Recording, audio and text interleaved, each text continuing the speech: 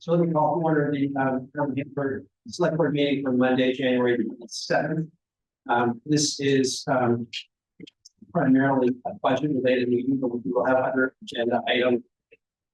And this is where we get to the fun portion of the department, but it's not that the town departments aren't fun, but this is where it gets a little more complicated with a lot of inter-department level transfers and revenues and capital assets. And so we look forward to a great schedule. Thank you all tonight. We will begin with a public comment period. Thank you. Since the period of the agenda, the public is welcome to address the selectmen. We ask that one addresses since she's not already scheduled on the agenda. We ask that individuals restrict their comments to 5 minutes. The questions will be directed to me. Chair will decide whether to answer questions or take comments under advisement. Are there any members of the public who wish to speak to us tonight? David, please come forward to the table just for the benefit of the audio. Thank you.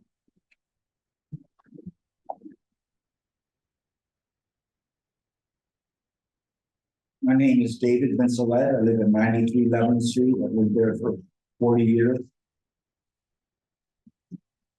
Recently went to the police department, filed a complaint. I'd like to read the letter I sent.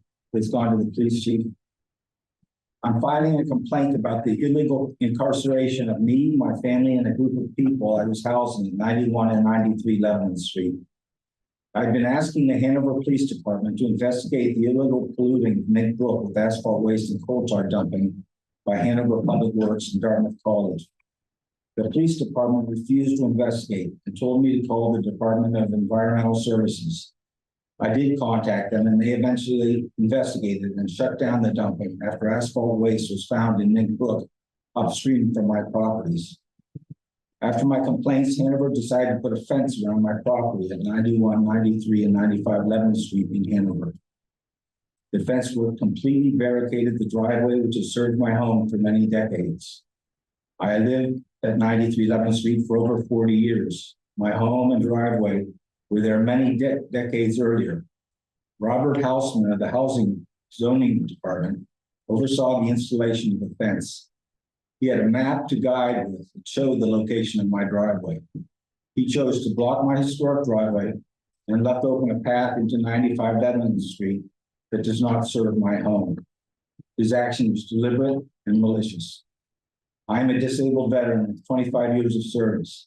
It is illegal to block a driveway and fire lane anywhere in America because we are protected by the Constitution and our right to travel. Robert Houseman, Sergeant Sargent, and Charlie Dennis came to inspect my driveway. It took 5 months to get them there after I was first closed in 9th of November 2016. After we were restrained in violation of New Hampshire RSA 633:2, restraint of freedom, 18 U.S.C. 241, conspiracy against rights, and 18 U.S.C. 242, color of law violations, Chief Dennis reported to the selectmen that I was not illegally blocked. During the ensuing 20.5 months we were held, numerous police and fire officials ignored our cries for help. This is not a complete list, but it is a start on those involved who I personally told about our false imprisonment. Chief Charlie Dennis, Captain Mark Bedanza, Captain James Martin, Lieutenant Scabola, Sergeant Sargent, Corporal Al Tissero, Patrolman Dan Fowler, the fire chief, and the deputy fire chief, Hank Hinsley. I was awaiting hip replacement surgery at the VA. Because of the illegal blockage, I was not permitted to use my home as a convalescent location. I was able to get a court order to free us in 2018, but the VA had halted surgery due to COVID-19. So I had to wait a total of 4 years for my surgery. My wife is a Ukrainian Jew who has lived through anti-Semitism before. The people I was housing were African-American, disabled, veterans, homeless, and others. The Chief Dennis and Captain Martin were told of these facts, but still refused to help us get free. It wasn't until I got a court order that Mr. Houseman was forced to free us. I have the video. In my opinion, the Hanover government should be designated a criminal organization, since the town manager, selectmen, public works, police department, and fire department all participated in these criminal acts which violated our constitutional rights. I have read the rules published in the police department information for citizens. One portion, Part U, makes every officer responsible for seeing that the constitutional rights of all citizens that came in contact with are protected. This ethics requirement has been broken by all the people I previously mentioned. When can I expect an apology? Now, I would like to ask the questions I've been asking. Now it's 20 years I've been asking about the asphalt waste program, and this board has refused to answer my questions and silenced me. Would you answer any questions or take them up? I'm not sure that I have the expertise to answer your questions. I'm sure you don't. Would you have questions? Did you write them down? Who authorized the asphalt waste dumping program in Hanover?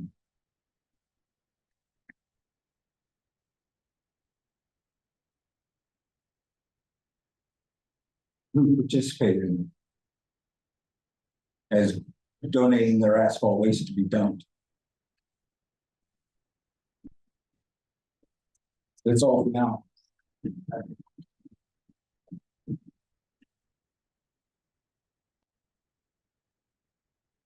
Any members of the public? Yes. Hello, Jane Masters, 15 Willow Spring Circle. I have a request as a private citizen, not as a member of St. Thomas Episcopal Church, but I'm updating the parking map. And we used to be able to park on Sundays. We don't have a lot. So there was a lot across the street, which is now all permitted parking, as is the lot on Allen Street.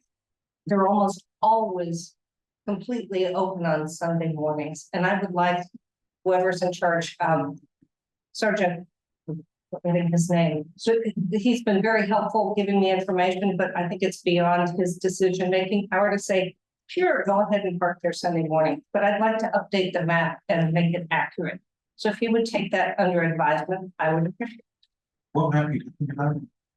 I'm sorry, across from St. Thomas. Oh, there's a Hanover parking map that we took from that and indicated where it was legal to park. But since that was last issued, it's become permitted in a couple of those places. So I want to make sure we're doing the right thing, but I'd also love to have parking close to the church since we have so many older people. Thank you. So this is Sundays. Sunday mornings, yes, so like 12:30, 1 o'clock. Thank you. Any other members of the public? Have questions, comments? Okay. Seeing that, let's move on to business requiring discussion. We have 4 departments, budgets for the 5, and we will proceed in order listed, starting with Howe Library. Oh, answer the recognition. Yes, yes. I'm sorry. Answer the recognition. Yes, thank you. But want to, as is our practice now, the town of Hanover recognizes staff who achieved their 5-year benchmarks. And this, the milestones, this month's milestone for Jeremy Lenahan, a 20-year milestone, the Hanover Fire Department, and Tyler Howard, which is 5-year milestone with Parks and Rec. We just want to acknowledge their service to the town. Thank you. Yes. Okay. So we will turn now to the budget. We have a lot to go through, but we'll be and Jesus, are you speaking? Not.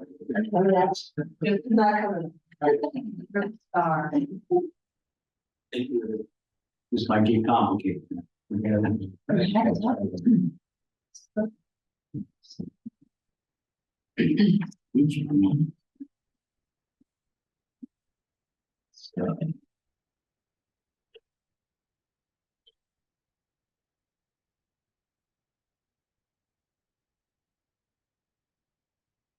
Yeah, it can be.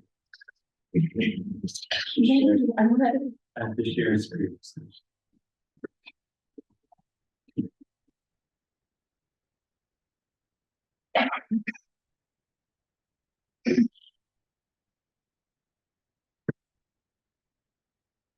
Sports. I know I recently, not too long ago, did my deep dive, so I don't know, I'm not gonna go into too much detail in terms of kind of the purpose or what the library does. And we use it, and I think we're constantly looking to see how we can improve some of our services and always enhance and add more to it. Obviously, the Howe Library has a long history, been around over 100 years. We're very proud of that and the history. And as many of you know, part of my deep dive, we went into a little bit of discussion about what public libraries are and the different structures. And one of the primary areas or missions of the library purpose is obviously access to information. We use different platforms just to ensure that we're doing that and supporting education, personal growth, community engagement, and just ensuring that there's, long life learning in the community and literacy development for our community in all ages.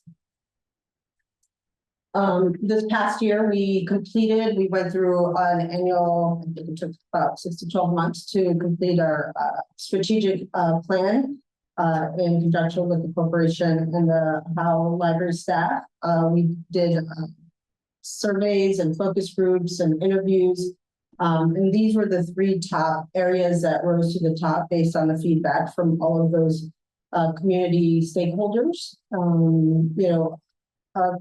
Our first goal is investing in community, which a lot of it is kind of what we're doing already. It's really optimizing some of the services we're doing, whether it's collections, programming. Emerging technologies is a big one.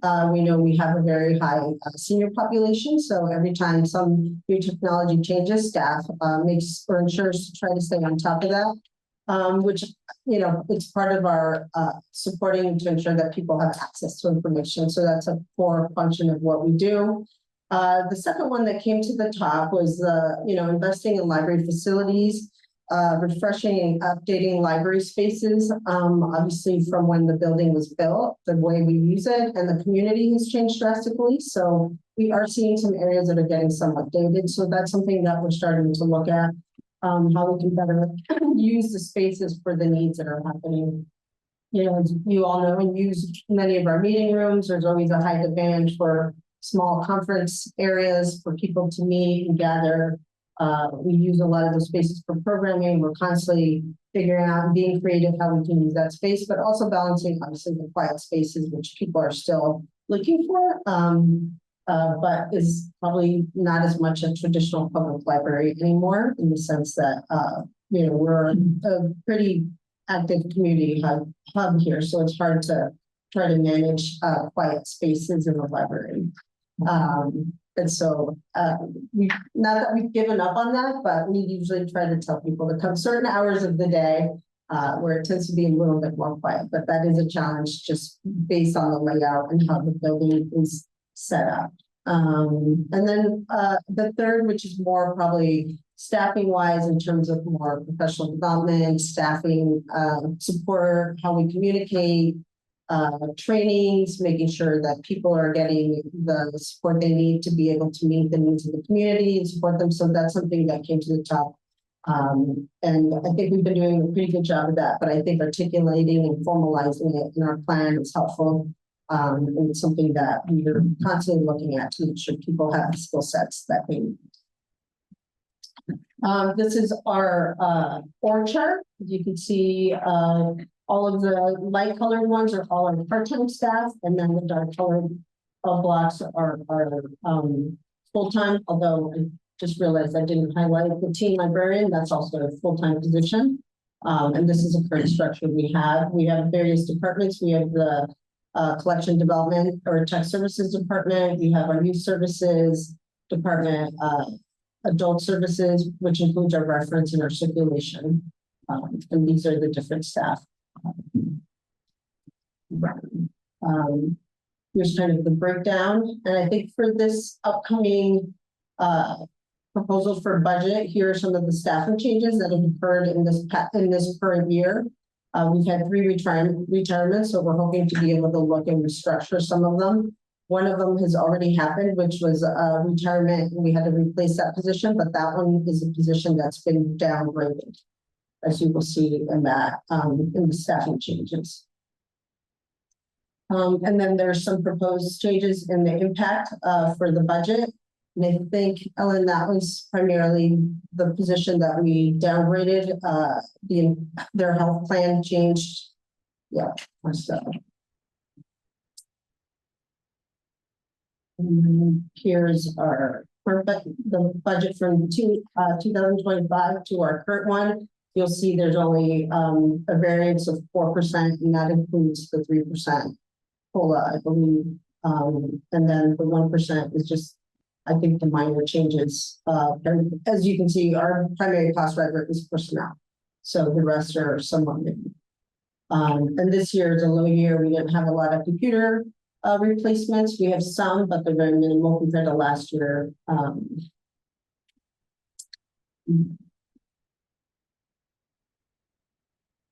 then I think in terms of, I don't feel that we have any significant challenges, at least none that have come up. Obviously, currently the national climate is different, so we're going to see how that impacts us here. But I think based on our strategic plan, we're very optimistic right now in terms of the opportunities that are coming up. By completing the strategic plan and working with staff, the retirements and the new transition staff has also brought a new level of energy and ideas that we've been able to bring forth more, I think, engagement with the community in a different way. And then just, I think with the new staff, just having more innovative programming and ideas and initiatives. I think that's it. Any questions? On the new staff, correct me if I'm wrong, but a year or two, I think we changed to have fewer people work more intensively with the CO. Yeah. Yeah. Okay. Yeah, so we've consolidated whenever it's possible. With the retirements, obviously, they were at a high price, so we were able to do a lot more with that. Just because we're giving people, it's mostly part-time at a lower. I think there was also part of the benefits that switched to the library. Correct.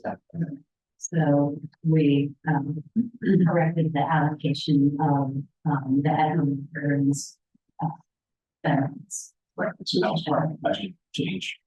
Which I had a caught 10 times. Oh, just But yeah, this is, I think, a pretty minimal year for us, because I think we've done some significant staffing changes in the last couple of years. And I think just because the retirements that have happened, I think those happen, as you can tell, like once every 15 or 20 years. So when they do happen, there's opportunities that only come once in a long time. But most of our transition is pretty minimal, unless there's a really small part-time position where people move on. But I think our full-time, those are the ones that only happen probably once in 20 years. So one of those questions. I was just curious how you do the computer replacement program.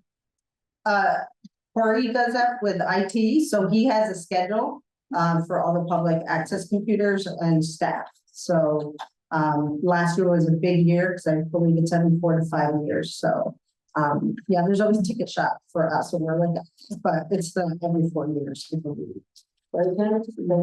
And the number that you had that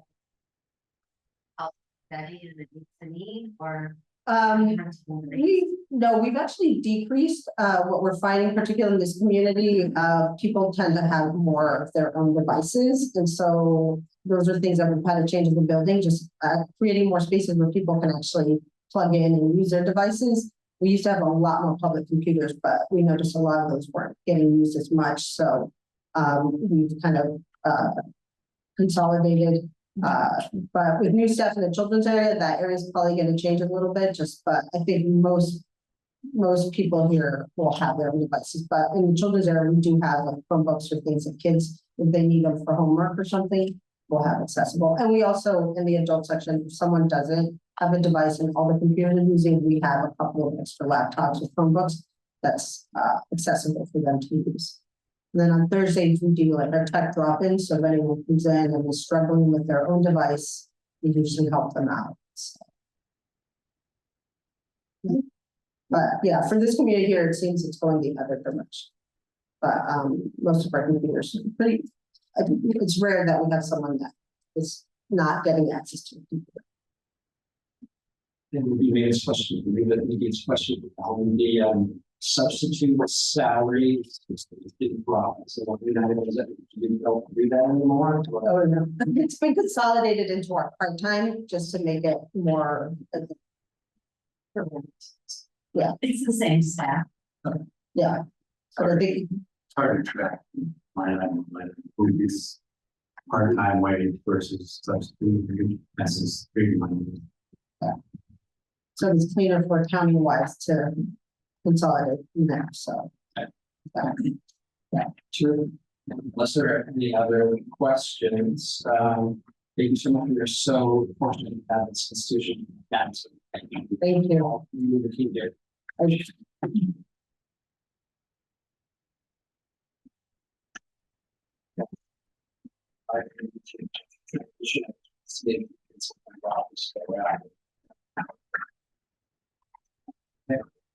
Thank you, Nick. All right, so let's move on to Parks and Rec. Don and Paul, as you all from the other. Yep, that's great.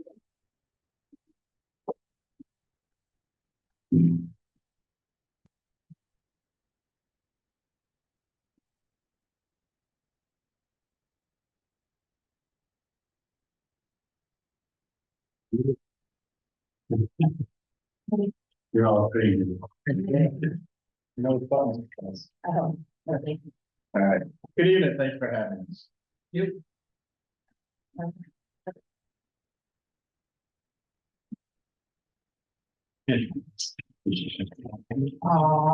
heard that.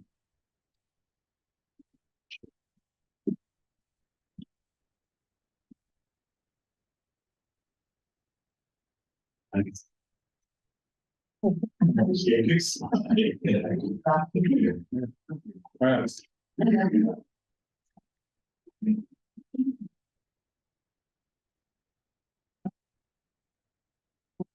This slide shows our org chart breakdown. We have 15 full-time employees, 3 part-time employees, and 8 to 21 seasonal staff.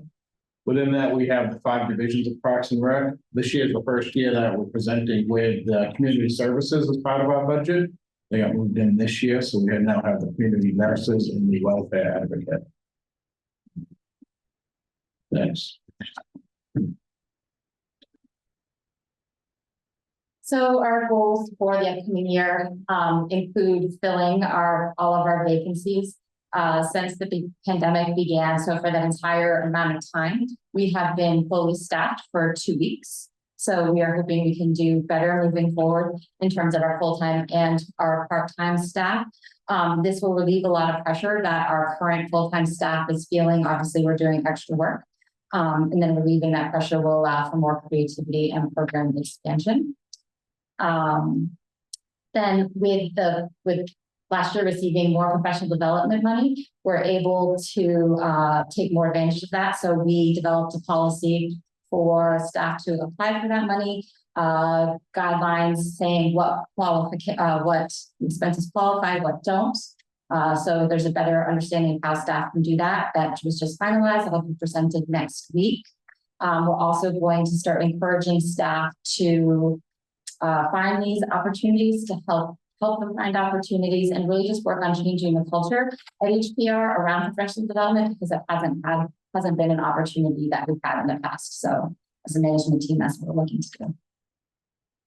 And the last goal is developing asset management plan for the department. We've started with a basic inventory currently. But we want to expand on that to include what we have up there with condition assessment, replacement schedule, and also evaluating all of our equipment and materials to see if that actually still meets the need. And that needs, you know, to be outsourced or changed up in some way with new technology. Next. Yeah, you have your own equipment shed or you. We have a small heated bay, maintenance area over at Pine Knolls. And within that, we have two smaller outbuildings that are not heated, that are just for equipment storage. And then we have two bays over at the Public Works garage that we use. And then. Yeah. Yeah, basically, Public Works. Relaxing. Community center basement is where we store most of our program materials. Yeah. Right, in the budget overview, biggest change to highlight here is in FY 2025. We proposed the full day childcare program, which we did not move forward with. So that was a total of $140,400 that is taken out of the proposed 2026 budget. And that change encompasses most of that variance with the decrease amount of all the expenditures going forward. So, that. However much money, the childcare money out of here. Out of that was 5. The proposed budget would be. What would be the change? Since we didn't do it, but you just took it out of. Oh, I see. So what would the increase been if we didn't have that? So variance is minus 2.8, but Right. you know, what is the variance of that? Figure of that. Next becoming. It's nice because we got the variance of the power at 4%. Right. I think that would have put us at about I think it was about a 6% increase that we would have had. Even a little less. A little less. Okay, 4.8. Yeah.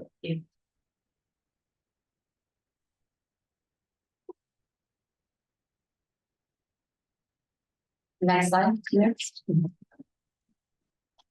So the significant changes, the zero-based budgeting process that Rob asked us to do this year gave us the opportunity to really look at a lot of the lines and kind of ask questions and just re-examine them. And in doing that, we found opportunities to consolidate a lot of that. So you'll see that the Youth in Action funding is going to be moved into the social service agency, as well as all of the charges from IT are going to be consolidated into the admin portion of the budget, rather than just living individually with whichever section like athletics, out of school time. So this just allows for greater transparency and just a better sense of how much we're spending on those subjects. Then on the revenue line, we have a decrease of 10,000 from Hanover Improvement Society. They historically had given us $10,000 to take care of Main Street hanging baskets and the gardens on Main Street. Since the pandemic, they haven't been able to do that. We have carried that forward the last few years, even though they haven't funded it. So this is the first year we've actually eliminated it out of the proposed budget. And then you'll also notice. Which is not shown here, listed in child care, there's also 140,000 revenue drop there too. Right, yes, correct. Sorry, and so you're just saying you took that out of the revenue side, and not out of the expense side? 840? No, the downtown. Oh, yeah, that was calculated in the revenue. So we didn't have any expenses. We did. Right, we still do the same. And then there's also a drop in revenue from the RWD Community Center of $10,000. We are really struggling at this point to find instructors to lead group fitness and enrichment style programs. So, you know, there's a couple of different reasons why we're hypothesizing that is. We live in a great area where there's a lot of opportunities for, to take classes and for instructors to teach. So that's one of the things. And also, since the pandemic, people have discovered other ways to teach rather than renting a space or finding like a host. So those are the things that we're trying to learn to adapt with right now. Next. We have a decrease in our budget on the youth athletic side, both in expenditures and revenue. And this is a direct result of working with the SAU and having them start to take over the 7-8 youth athletics. So what we're proposing right now is in the winter of next year's budget cycle, they will take over basketball. And then in the spring, they'll take over 2 of the 4 sports that we offer.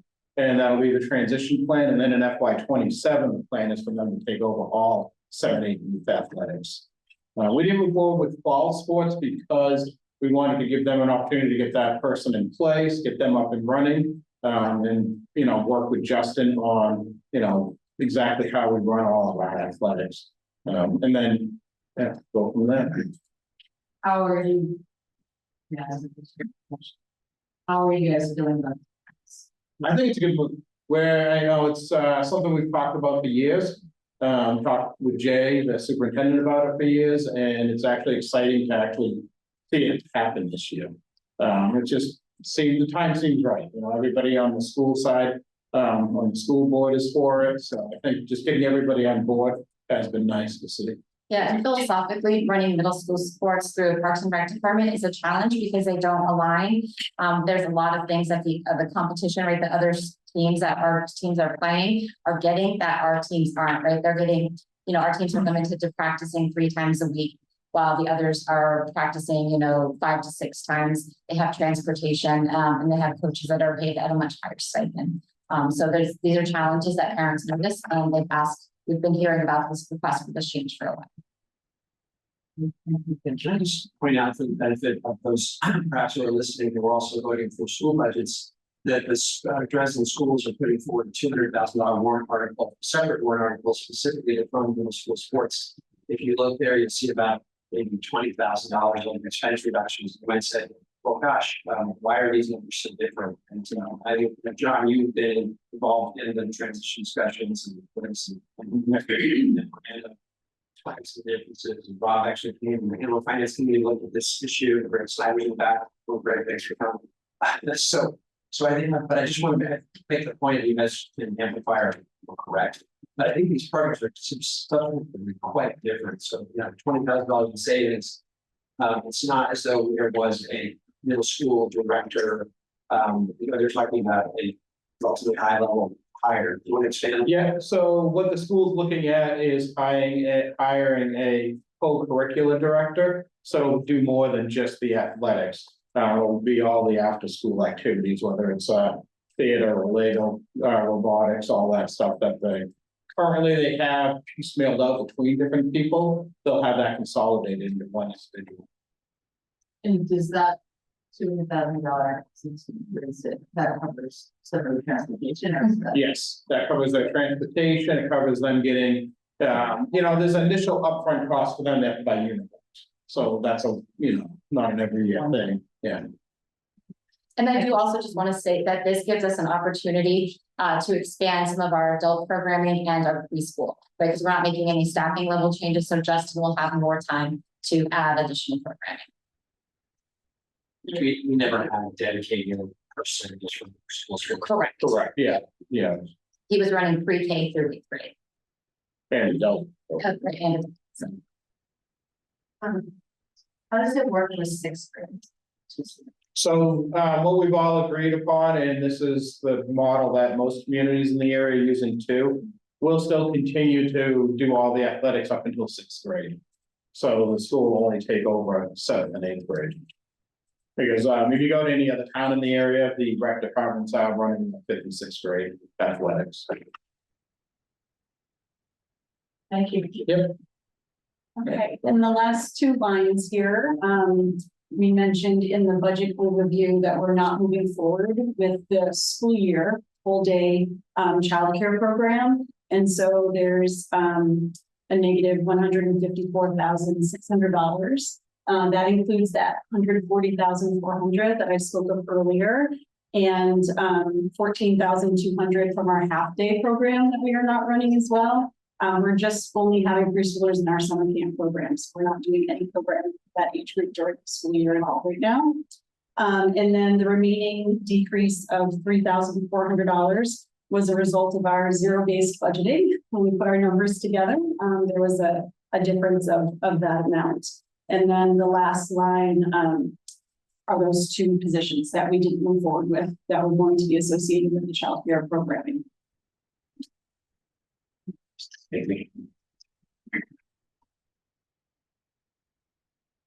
This slide highlights the personnel costs for the department. Most of this is we've all gone over already. The biggest changes are the not moving forward with the child care program. So that's the changes we see here. Next. Key challenges for the department. So staffing is one of our struggles. We've talked about in years past, we've made job offers to individuals that aren't locally in the area.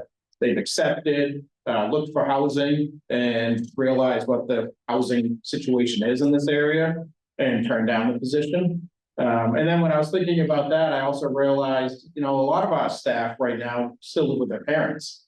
And when I ran the numbers, 40% of our full-time staff still lives with their parents. And I think that again, just highlights the housing crisis that we're in this area. Because these folks, can't afford to go out and live on their own. No, we're not paying. Yes. And so again, more challenges that we're facing, and you'll see adjustments made in this budget are due to the increases that we're all seeing, rising costs of our entrance fees into field trips for our summer camp programming and our after school programming, the entertainment that we get to come in for special events, that sort of thing, food and supplies, transportation. Those sorts of things have all increased this year. Source Pond has increased their entrance fees for next summer. And so we've had to make adjustments for all of that. Justin noted that in athletics, he's seeing a 30% increase in athletic field paint. And that's been driven by the cost of the paint for the fields. And also he's adding some additional programs that will require more paint and more times to be done on the fields. And in terms of opportunities for innovation and partnerships, HPRs were excited to continue to work with the Downtown Business Group. That's been a great connection to meet more of the business owners and the building owners, and also really to gain connection with the college staff. Heather Drynan's done an amazing job bringing in staff to meet college staff to meet town staff as well as business owners. So that's been a great connection. It's a lot easier to work together when you have a relationship outside of like a request or a project. So we're excited about that. We're also looking forward to working more with Greek Life to volunteer at our programs, continue to work with the Dartmouth Work Study program to staff our programs, and hopefully we'll be able to make some connections with other departments to help round out our special events. And then along that same lines, we're excited to work with our community partners in the development of the Ledyard Park downtown. Any other questions for us? Questions for Parks and Rec? Trees. Trees. Those ash trees and our elm trees and a bunch of our street trees are being taxed, I think, by our climate and felt and stuff. How are you feeling about the trees? So 2 years ago, we increased our contracted services in the ground side to address that exact issue. So we have been doing a lot more tree removals. This summer we took down the DeWitt elm right here in downtown. And that was, even though that tree had decades of Dutch Dutch disease treatments, it still succumbed to that. And that just had some, unfortunate internal decay. But with the emerald ash borer, we're seeing every time we go out and start doing tree inventories, we see more and more of that as we're just driving around and seeing the ash trees deteriorate. So I think right now with our contracted services, we're about 60% expended already this year on our tree care line, just because we have had a lot of tree removals. So it's just something, we did up that line. So, working within that budget constraint and taking them down as needed and replacing with different species that seem to be more resilient with, the current climate we have. Thanks. Yep. Can we just ask about the cemetery, the natural burial space? Is that going forward? Is that part of the budget or maybe? There is no budget impacts on that. So we do have the Cemetery Board of Trustees. So we've been working with them, meeting monthly. And we have. Can we just ask about the cemetery, the depth of green burials and redoing the ordinance?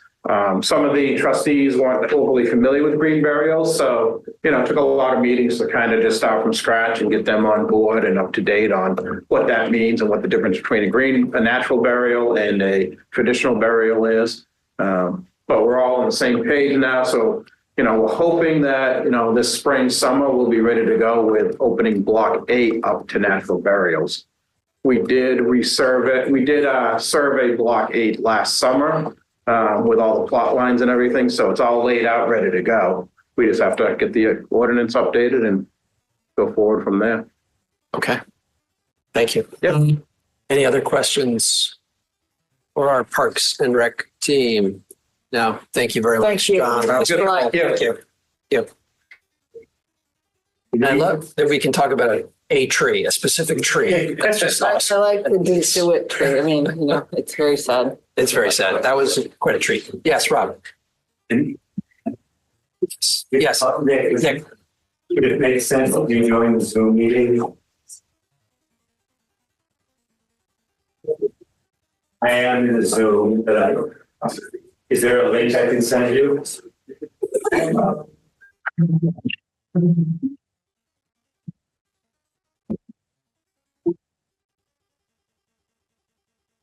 All right, we're good. Yeah, okay, all right.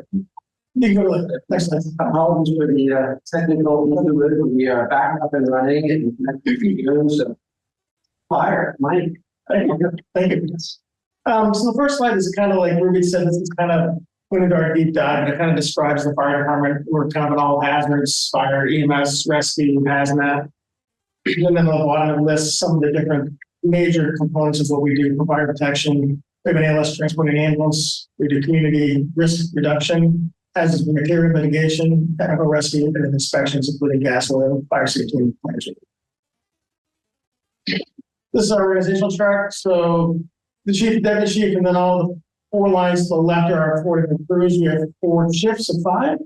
And then to the right is our call department. We currently have call members in the abatement and Hanover department, about 10 total. Probably 4 or 5 are really active. The rest are semi-active. We're trying to engage them a little bit more by getting them come in monthly to do training, which is something we just started. Mission statement is small, you can read that. Some of the goals we have is we currently have 8 paramedics, 2 on a shift. And that's kind of our minimum. I think if we dropped one, having one on a shift could be going up for that paramedic. So we're looking at how to bring on new paramedics. We're finding that we're not getting paramedics to apply. It's just not out there anymore. So the other option is to send our staff away to become paramedics. It takes about 2 years of training to do that. In our budget, we do have money for that to send them to school. We're trying to incentivize them to go. It's harder. In the past, they did a lot on their own time, and now it's harder to get people to spend. It's about 1,200 hours of training. So how do we support that there? So we're trying to figure out ways to do that to get some more paramedics on staff. Actually, our 20-year employee, as announced earlier, Jared Lanahan, is probably about 2 years out, and he's a paramedic. So I'd like to get somebody in school now to replace him. Let me go back. I like it. So goal 2 is, and I talked about this before, is our callbacks. We're getting call people in with the duty crews tied up like that right now in Hartford, and about 45% of the time we get what we ask for. So how do we kind of incentivize that? And in the budget this year, they get a 2-hour callback, and I'm proposing a 3-hour callback to try to incentivize that. So that's when we were doing that. And then the last goal is to kind of improve our health and wellness. We do a physical fitness plan, and then about to implement a mental health plan. We're hiring a mental health therapist that will meet with each member annually, plus meet with the whole department, and just talk to them if they detect any issues, kind of get them on the right path. So we're going to start that soon, probably before the FY26. Okay. So this is a budget. I broke it into 2 different. So we have the 2 different funds, the fire fund and the ambulance fund. So we'll start with the fire fund. Some of the notable things is on the bottom of the variance for proposed 26, we're down. In big part, that is a capital improvement expenditure. This current year, we have just over $300,000 in CIP that we're spending, and I'll show you later that we have about $99,000 in this fiscal year's, next fiscal year's budget. So that's what the big, most of that is, right? Correct, yes, and without that impact, it's about an overall 3% in those years, because if you take out. Yeah, so that's that, and here's the ambulance side. We are up, as you can see, 11%. I'll show you what that is in just a minute. But we have no capital. We didn't have any capital this year. We don't have any capital improvements or expenditures next year's budget also. So we'll go next one. So significant changes, and that's that part of the ambulance fund is in our ambulance vehicle equipment. We're at $43,000. This is for ventilators, laryngoscopes, and a townwide AED maintenance plan. So kind of going one by one, the laryngoscopes is after something we'll talk about, but the equipment that we use to intubate people, put breathing tubes in the mouth. And the ones we have now, they don't support anymore. So we're kind of buying them parts as we need, the replacement parts, but we'll have to replace those and go to a different model. The ventilators we had were very simple, basically adult child. And it should be by weight base, and it was very simplistic. Our medical director asked us not to use them anymore. And then kind of through the COVID years, found that the ventilators are needed. So most of that $43,000, about $33,000 of it is for 2 ventilators, 1 for each ambulance, that we can not only do ventilation for people that are breathing, but also CPAP and BiPAP. This is positive pressure for people that have respiratory illnesses. And then the last thing is fire department maintains all the AEDs in town. And we've just been taking it out of our operation equipment for ambulance. And we put a line item that's $1,000, $4,500 to maintain those across town-wide. So for pads and batteries. In town? Oh, a lot. Yeah, PD does theirs for ones like cruisers, but we keep building every year, and it's good. You have savings. Yes. Yeah. Like I think when I first came here, cardiac arrest saves, is very minimal, and we're seeing a couple of years now. So it makes a difference. The more we get out there, it's better. So we're trying to just support all the AEDs that we have. And those are just ones in town, schools, and there's a lot of other ones that are in the town. So that's been a big part of the 11% increase in the ambulance. We hope to purchase it with the COVID relief money, just weren't able to. So this is, we're trying to do this. So we currently are full staffed. We have 1 person that's on probation. We have no proposed increases to staff in this next coming fiscal year.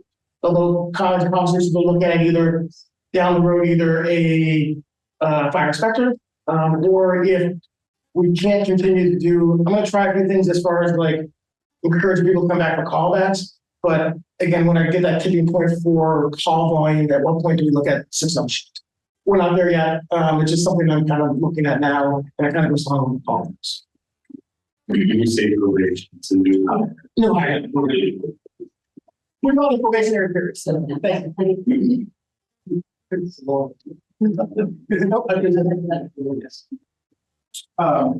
So on the ambulance fund, it looks like personnel is down quite a bit, but operations is up.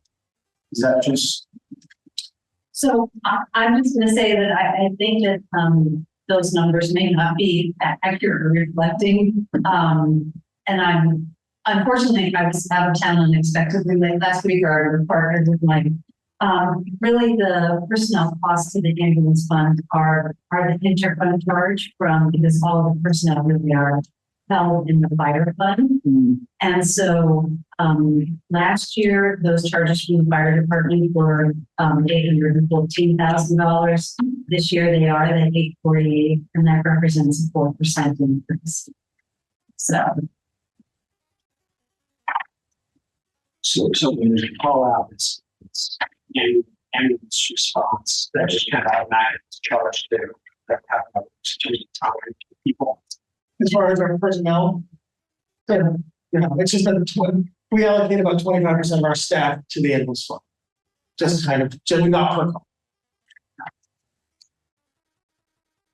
It's a driver on our services. I'm sorry. And it's a driver on our contract. Correct. Services. So that's how we put costs for the contract services. We're lining launch. So we put 25% in. We don't want to put too much on that and price ourselves out of business for those.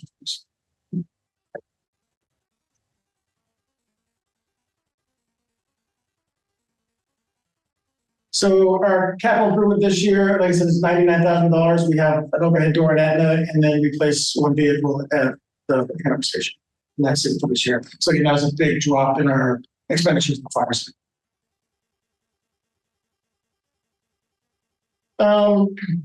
So challenges we have are hiring, recruiting new employees with less experience and training.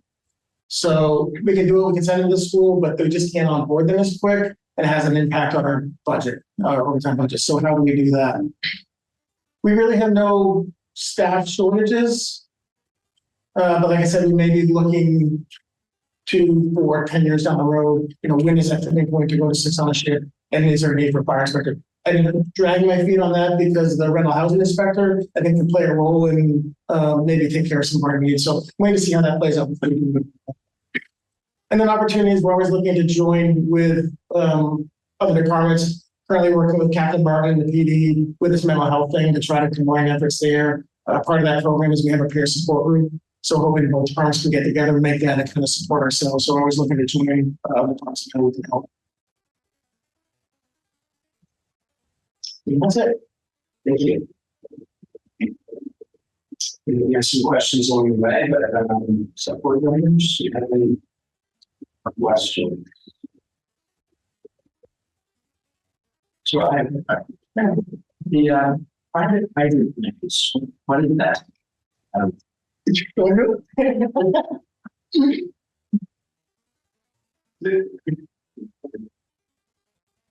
want to take a stab at it? So I'll let you know. So for me, that's a pass through. So I collect that money through the fire fund, but that it was $40,000. Slowly, Peter's gone down and down, but it goes directly to the water company. So we just collect that revenue through the fire funds, to the fire districts, and then it goes straight to the water company. It's a way to offset the infrastructure fire service, not themselves. And it's a way to disperse it, just the water rate meters, like it's extra stuff. So like a restaurant in town had a fire hydrant in its yard? No. What is a private hydrant? Oh, so that's different. So I think what Kara's talking about is just the general hydrant. Private hydrants are like Frail and Kendall, those large complexes. They have hydrants in there that they pay the water company as a private hydrant. I was thinking that. Okay. And that's what you want to do.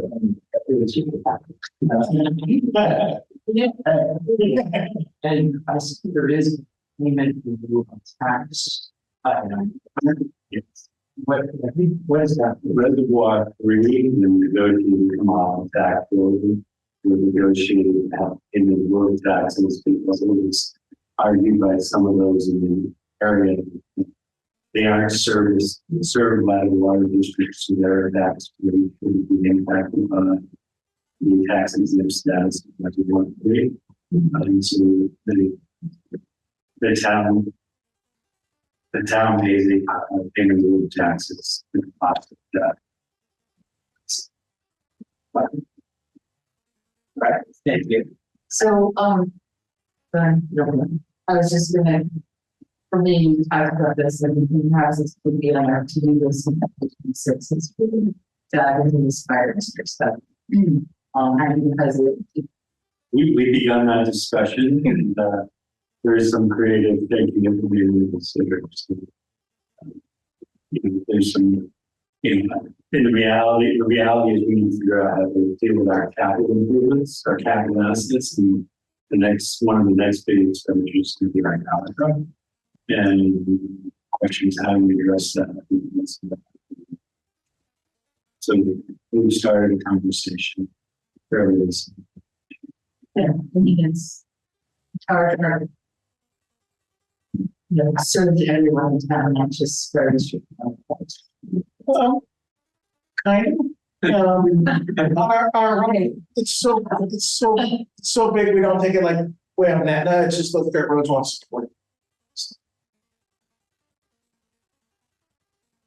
It is, yes, it's a complicated budget, lots of in and outs, process. I think, it's, our special overtime wages budgets of 34%, so that's kind of a big problem. Is there?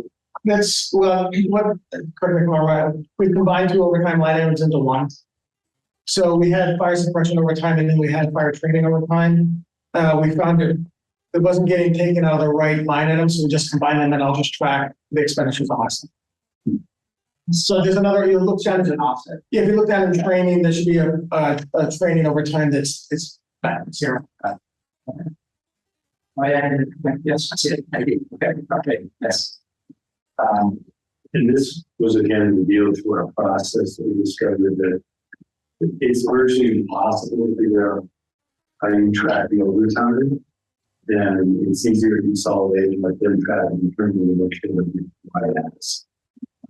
But from finance and accounting perspective, it's easy to have 13% of your training budget expended at 50% of the year, when in reality we're much higher, means that we're not costing line item of the time sheets for accounting paper. There's just a 9.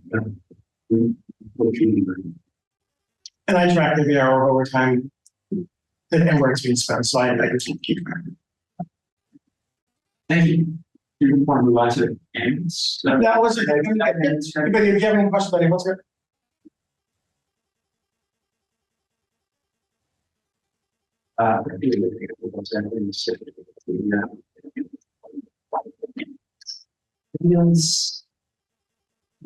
Service charge Medicare street nomination benefits dropping $235.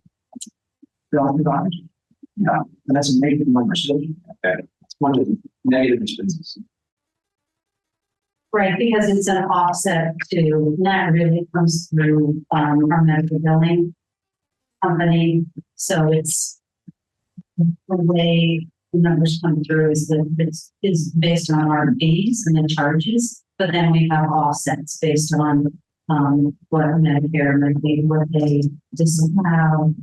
So these, those are just different aspects of the revenue, and that's why they're contra revenues in this account. It's right, come back from Medicare for service.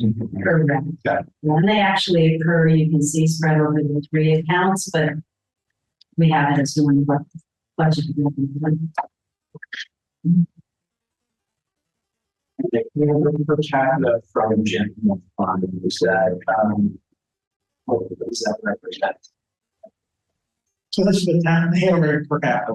Correct. So the per capita rate is set And those are applied to, the Hanover population. And as well as the Lyme and Norwich are, captured on the community per capita view. That's based on usage. Well, principally happening. And all three are the same, whether it's Hanover, not or to my brothers. And the revenue is here, but the offsetting expense or appropriation is tucked under Parks and Rec in the social welfare. But so you would find it under on that bill. Thank you. Other questions? Thank you very much. Thanks for coming in.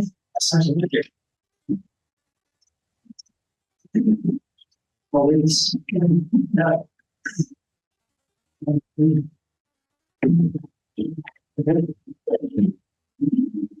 Good evening. First, we have the police department and the communication center. We have it broken up into two presentations. One will be parking after this. From our Hanover Police Department team, we have Director Douglas Hackett, in the Communication Center, Lieutenant Mike Scabola. And Assistant Elizabeth Bradford. Big titles. Trying to think which title. She has a lot of titles, but I'm trying to think which title would be more.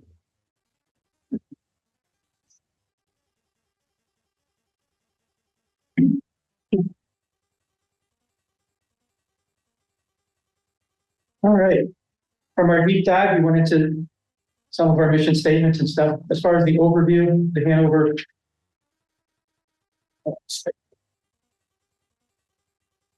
Today, we're here to talk about the Hanover Police Department, the Regional Communication Center. We provide 24/7 police communications and services to the town of Hanover. Here's our organizational chart. Currently we have a vacancy in the chief of police slot. We have a director of communications, administrative assistant, a captain, and Lieutenant Scabola. Each shift has a sergeant, a corporal, and patrol officers on that shift. And the communication center has 2 communications personnel on each shift as well. As here, we went into the deep dive. We covered this a little more in depth. The mission of the men and women of the Hanover Police Department is to provide professional and compassionate police service through partnerships that build trust, reduce crime, create a safe environment, and enhance the quality of life in our community. Our goals for 2026, recruitment and retention. We've had some successes. We're in our second year of our 2-year strategic plan. Goal number 2, training and professional development. And goal number 3 is employee health, wellness, and resiliency. Our police budget overview for proposed fiscal year 2026, our total budget is $4,608,000. It's a 3.22% variance from the prior year, and that's mainly due to the COLA increase in our personnel costs. Proposed significant changes. One issue that's significant is our fingerprinting processing fees that people come to the police department to get fingerprinted for different licensing and applications that they need to have. They've been fingerprinted, they've had a background check. The SAU has recently purchased a machine for New Hampshire residents, so that's reduced our revenue by 50% in that area for the PD. Patrol special detail fees, $120,000. We're recommending potentially increasing the outside detail billing as of July 26th. And there's 2 options that we're looking at, potentially changing the rate to $90, which would generate $135,000 in revenue. Changing the rate to $100 would generate $150,000 in revenue. Of these 2 options, we're looking at changing the rate to $100, and that would include the rate for the wear and tear on our cruisers that are assigned to the officers when they go and work these details. It passes that rate along to the hiring entity, whoever's hiring that police detail. So that incorporates that fee into there. So those are 2 options that we have to incorporate some revenue there. So it's a typo on there. It should be July 1 of 25, not July 1 of 26. Yeah, we're recommending it. And right now, if we do an outside detail billing for somebody that we can't provide a Hanover police officer, we pass along the costs of our agencies, and they are charging between $90 and $100 per hour. And the entities are paying it, but we've also found that we're kind of, being a pass-through for other agencies when we can't do that. And there's a bunch of different ways that can be reviewed as well with our cruiser fees. So, but I just want to point out, July 1 of 26 is not the right date. I was dealing with fiscal year 26. July 1 of this year is what we're talking about. Because it wasn't current rate.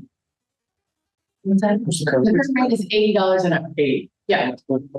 And 25 for the cruiser. If it's right now, the way that it's laid out in the raising fees is if it's actively being used in a outside detail, like a construction detail. But all of our details require an officer to use a cruiser, and whether it's sitting there or actively being used, it's tying up that equipment. And the $25 per hour that we charge right now goes back into the general fund, but there's been discussions about whether that should go into the CIP to offset the cost of the actual equipment going forward. So there's a few different areas to consider, but right now we are probably one of the lowest charging departments for these outside details compared to a lot of partners. And we got that several years ago, and this rate supposed to include It used to. It used to. It stopped being that when the retirement system changed their rules a few years back. So patrol officers that were hired that were not vested by 2011, it no longer goes for their retirement. Okay. So that has changed, and we have to. So it used to be that all these outside details, it would be part of your, when you got a buyout and when you get paid and go to your retirement. It no longer does that. And for the majority, I don't know that there's anybody currently, maybe Dan. Yeah. So they don't get paid. They don't get paid any money from retirement. It doesn't count toward their retirement if they work in outside detail. It used to. So it's like a freelance job. Kind of, yeah. It just doesn't. Get a 1099. It goes on their W-2 that they actually earn this money. Okay. But the total amount that they're being paid doesn't count as part of their salary for their New Hampshire retirement system. Okay. They don't get the benefit of having that extra money as part of their retirement system. So where we were paying into it before, because ultimately that paid them, we no longer do that for the majority of our term. So there's an admin fee in between. What the officers make is not the $90 or $100. It's in the contract and it changes yearly. So there's the difference in between the admin fees and coming back to the town. I hope that helps. Yes. All right, next we have a $85,850 decrease in our transfer from the capital reserve fund. This significant increase is due to not purchasing cruisers this year. In 2027, we will be purchasing one vehicle. Will be up for replacement, but we don't have any scheduled to purchase this year. Transfer from the capital reserve fund for dispatch has a $70,000 increase, and this is for the purchase of a precast radio building for the Hayes Hill Tower. Precast concrete. Yeah. No, it's a 9x10 building. It's concrete walls with electrical, heating, and air conditioning units. Check the investment of our radio system. It's currently in a 1980s wooden building. It's in better days. Nice.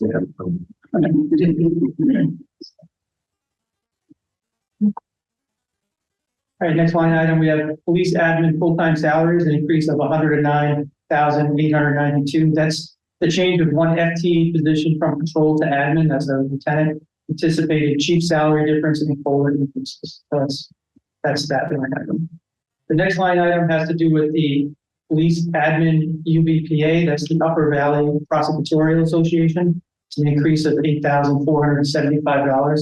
And again, that's a formula that's used to calculate our cost in participation of that association is a 3-year aggregate. So they're looking at a 3-year total. So if you had 1 year with significant extra work, it doesn't impact you It's spread over 3 years, so we'll get that formula.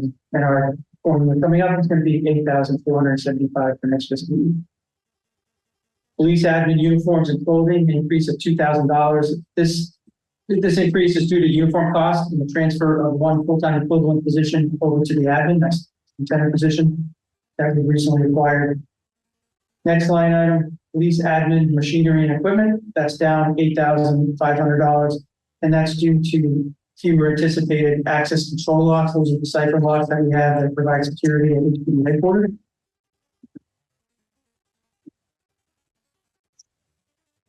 Next line item, patrol full-time salaries, decrease of 105,260.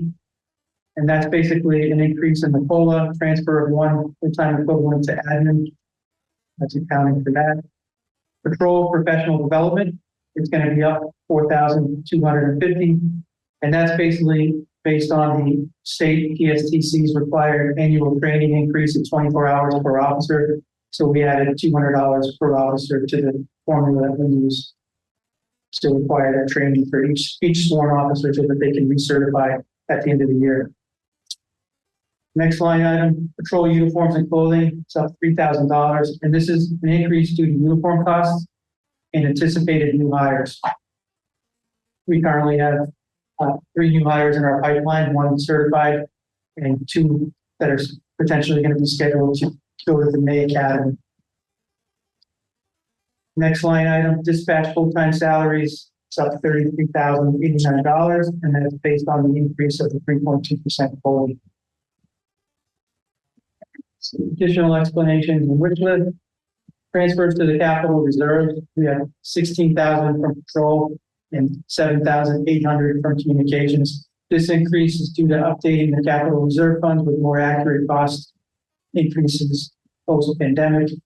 And we had to reevaluate these numbers with the higher price cost of equipment. Wish list item, we're requesting an additional 10,000 for department-wide tuition reimbursement to support our recruitment and retention effort. Similar programs are being offered by other departments in the state that we compete with for hiring, and they've shown success in that program.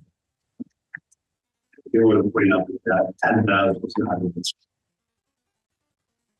So some of what you give an example. Sure. So that's a wish list item that we had put in there so that officers or other members of the department, professional staff, communications officers can attend college courses. Right now, the state has several programs where they pass some state laws, bills that actually pays for their first course each semester to be free and covered by the state. As a statewide retention effort for police officers, they're doing that, and first responders. And some departments are showing success in building on that by having another pot of money that the officers or members of that department can take from to take an additional course that's reimbursed to attain their associate degree, their bachelor's degree, to better prepare them for promotional opportunities within those agencies and to help with retention. One agency specifically that we modeled this after has expressed that they've had success in recruiting people, and that some people stay in that position longer, even if it's 2 classes a year, maybe one in the spring, one in the fall. They reported that people may stay there 2 or 3 years to help finish their degree and to acquire their training. And if you spread out that cost over the cost that we expend to train police officers and to retain them, it's nominal, and it has proven successful to these other agencies. So we put that in there as kind of a wish list item.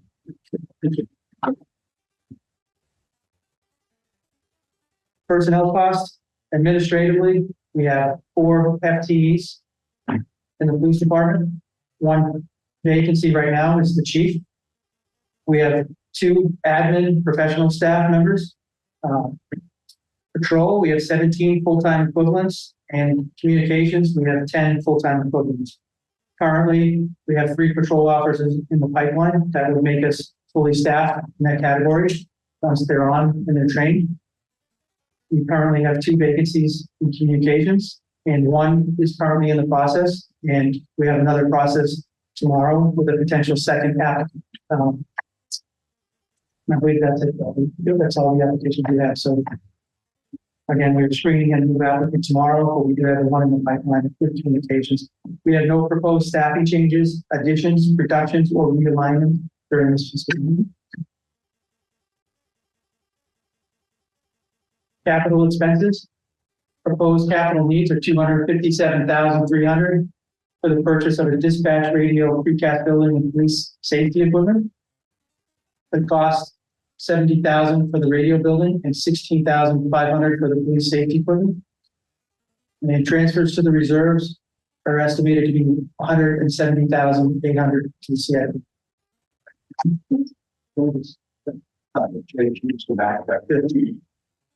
So the was calendar 257, in detail 70 and 60. Oh, the transfers for your yeah. Thank you.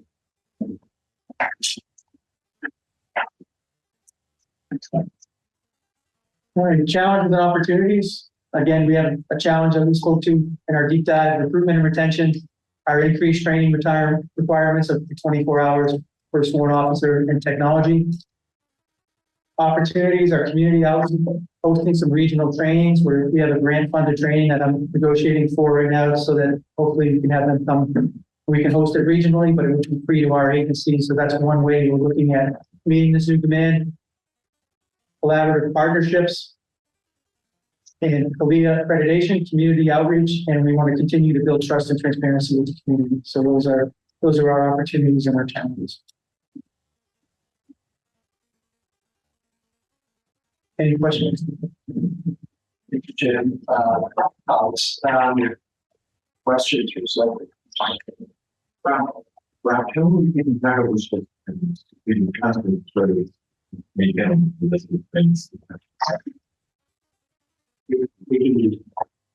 We'll give you all the requests. Is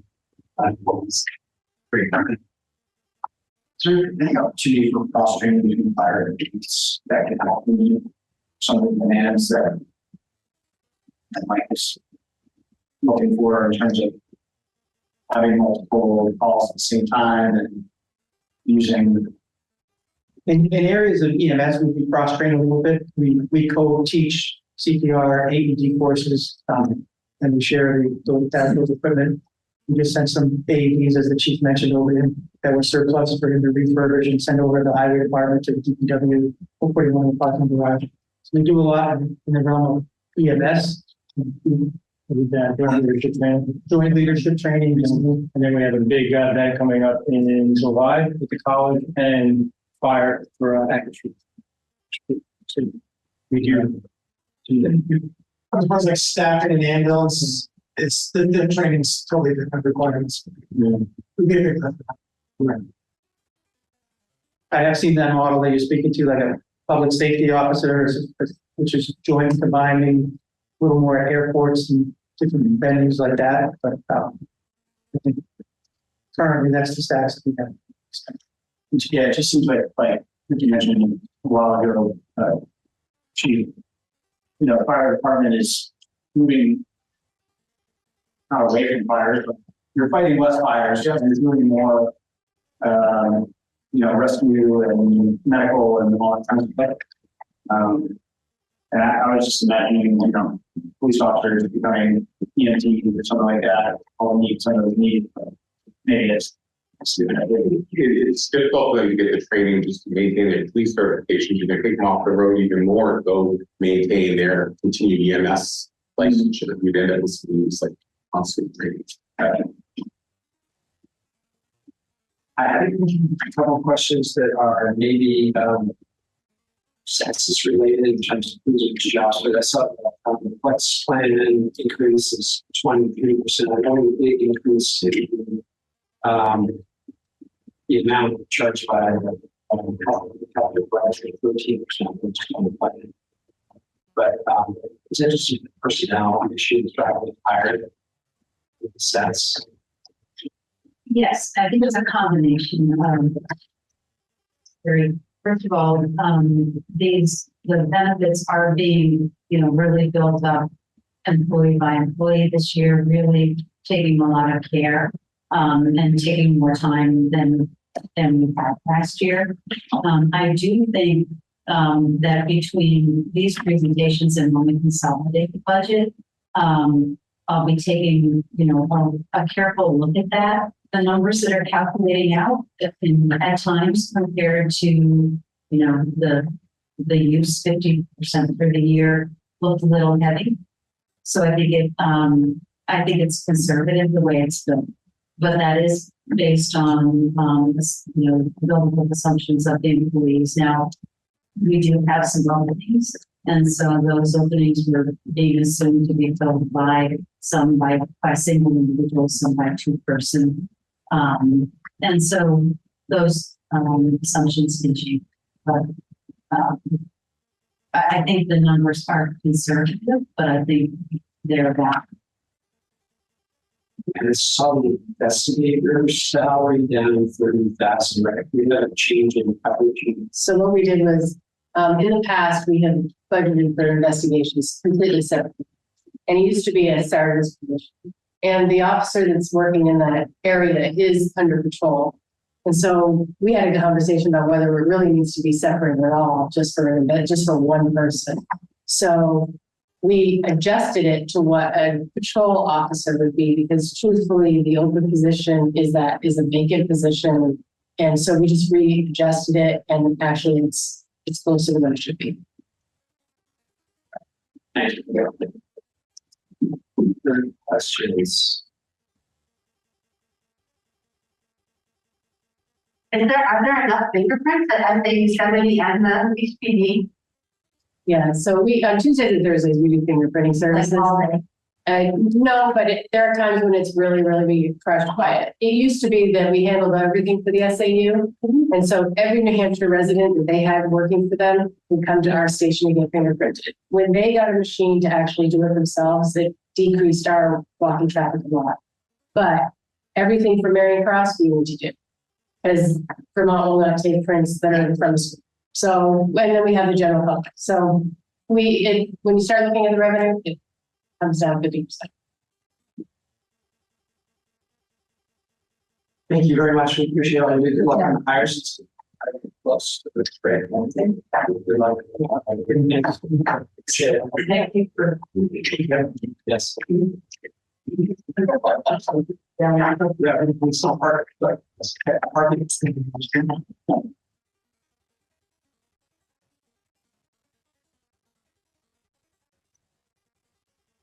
Our parking team, Sergeant Swain and Supervisor McEwen. So the Hanover Parking Division, we handle parking enforcement and the management of the parking spaces and the parking garage. Yeah.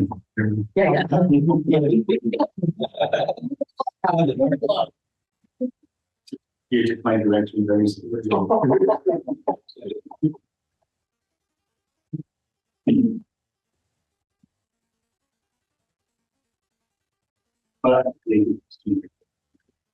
Does it work? Yes.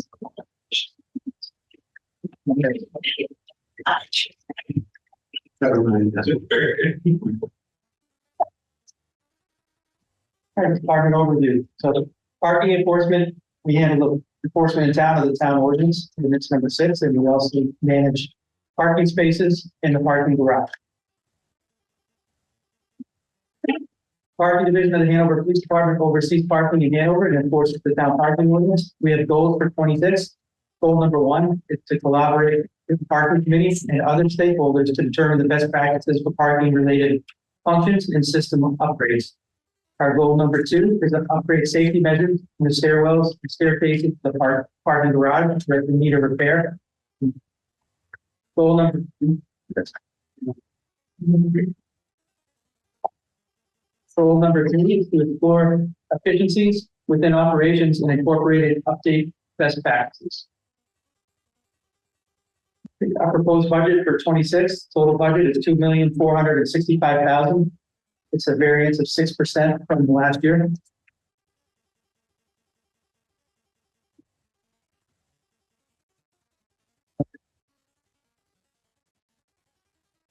Proposed significant changes: transfer from reserves, $77,400. That's for planned stairwell maintenance and improvements. This repairs one of the stairwells of the 2 that need to be repaired. If we repair both, it would be $116,680. We're currently looking at options for that. budgetary use of the parking fund balance, $96,339. The deficit in anticipated revenue will result in the need to use the fund balance. Recommendation is to review parking meter and parking fine rates.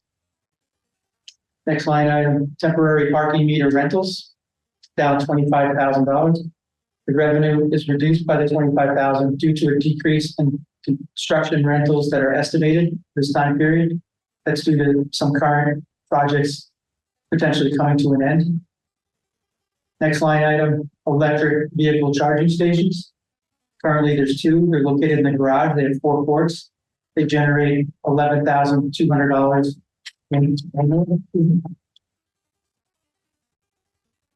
Next line item, parking administrative and full-time salaries. This is an increase to the COLA and annual salary increases of $35,373.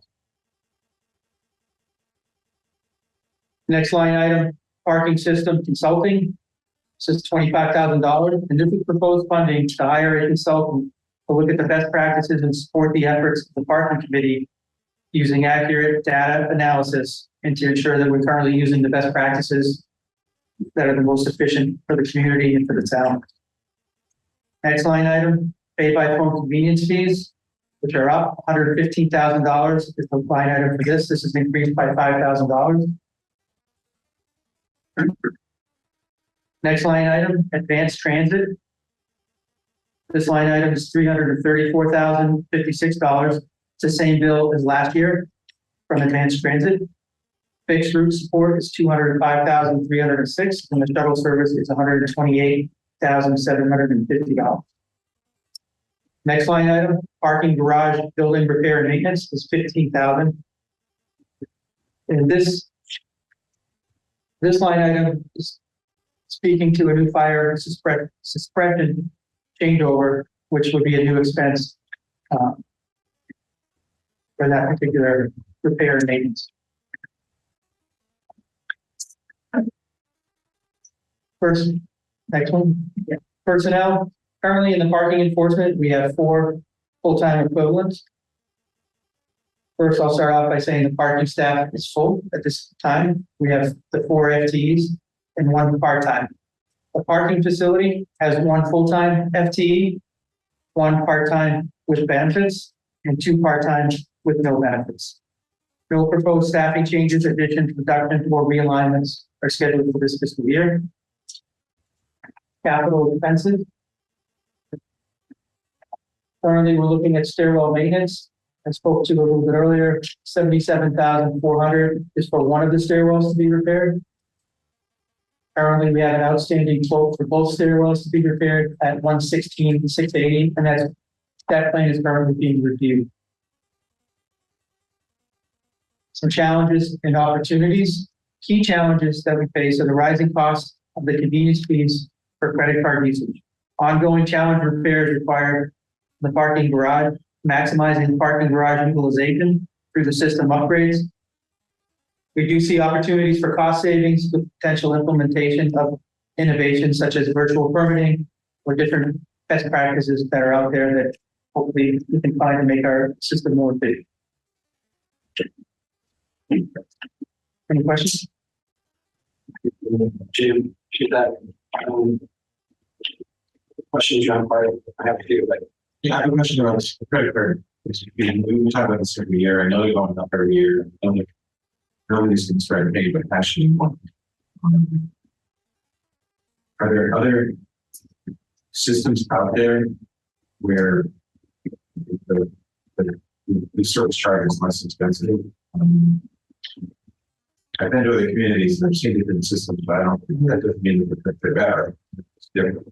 This was one of the areas that we had a consultant on wanting to try to find out what other agencies are doing and what, and then you've got different fees for different ways of paying throughout the entire town. And is there a way to consolidate? Is there a way to make it more efficient? So that requires expertise that we thought we would try to ask and test the consultants. It seems like a really good question. Is there a way to maybe pass the cost on to the customer We tried to do that originally, and we were told, at least the former finance director was saying that we can't legally do that. So I don't know the right answer or if anything's changed about that, but we used to have a fee associated with every time somebody swiped a card in one of the meters, and that was shut down pretty quickly. So I'm not sure what the true answer is now and how people are dealing with it in other municipalities. Right, I don't pay to the grocery store.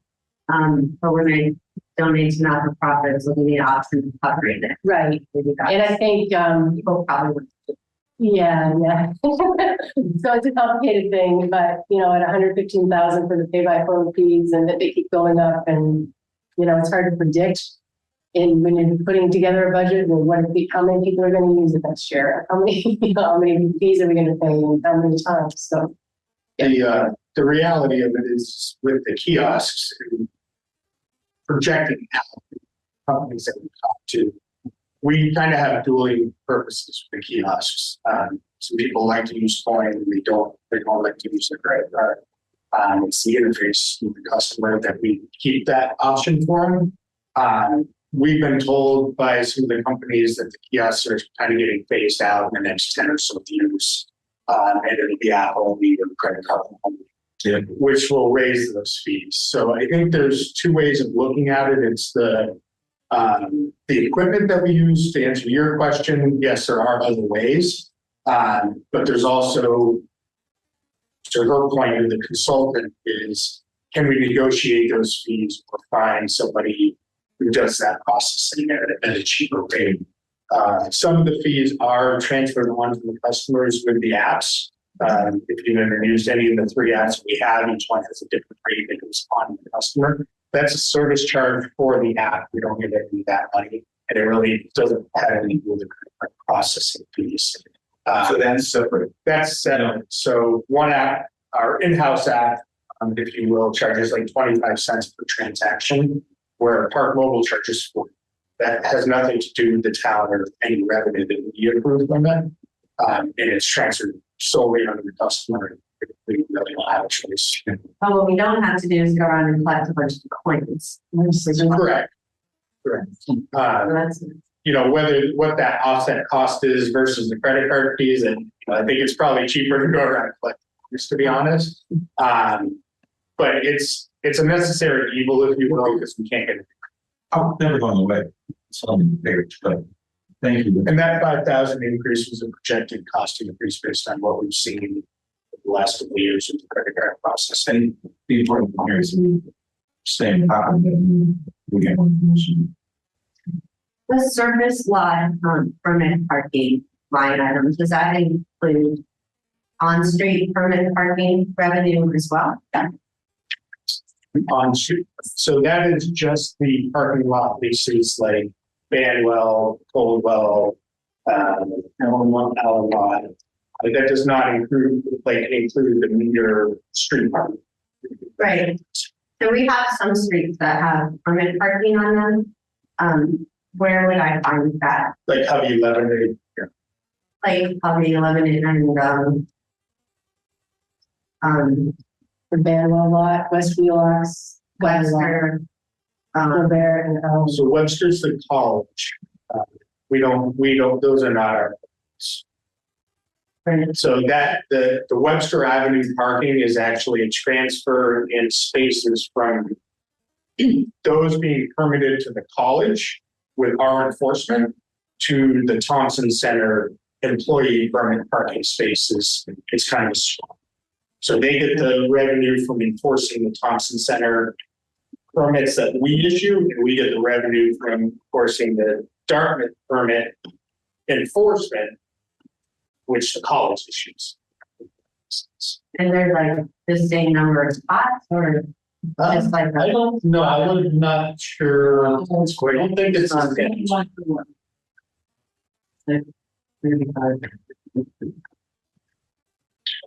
I don't know when that agreement came to place. It's like that was 1 year ago.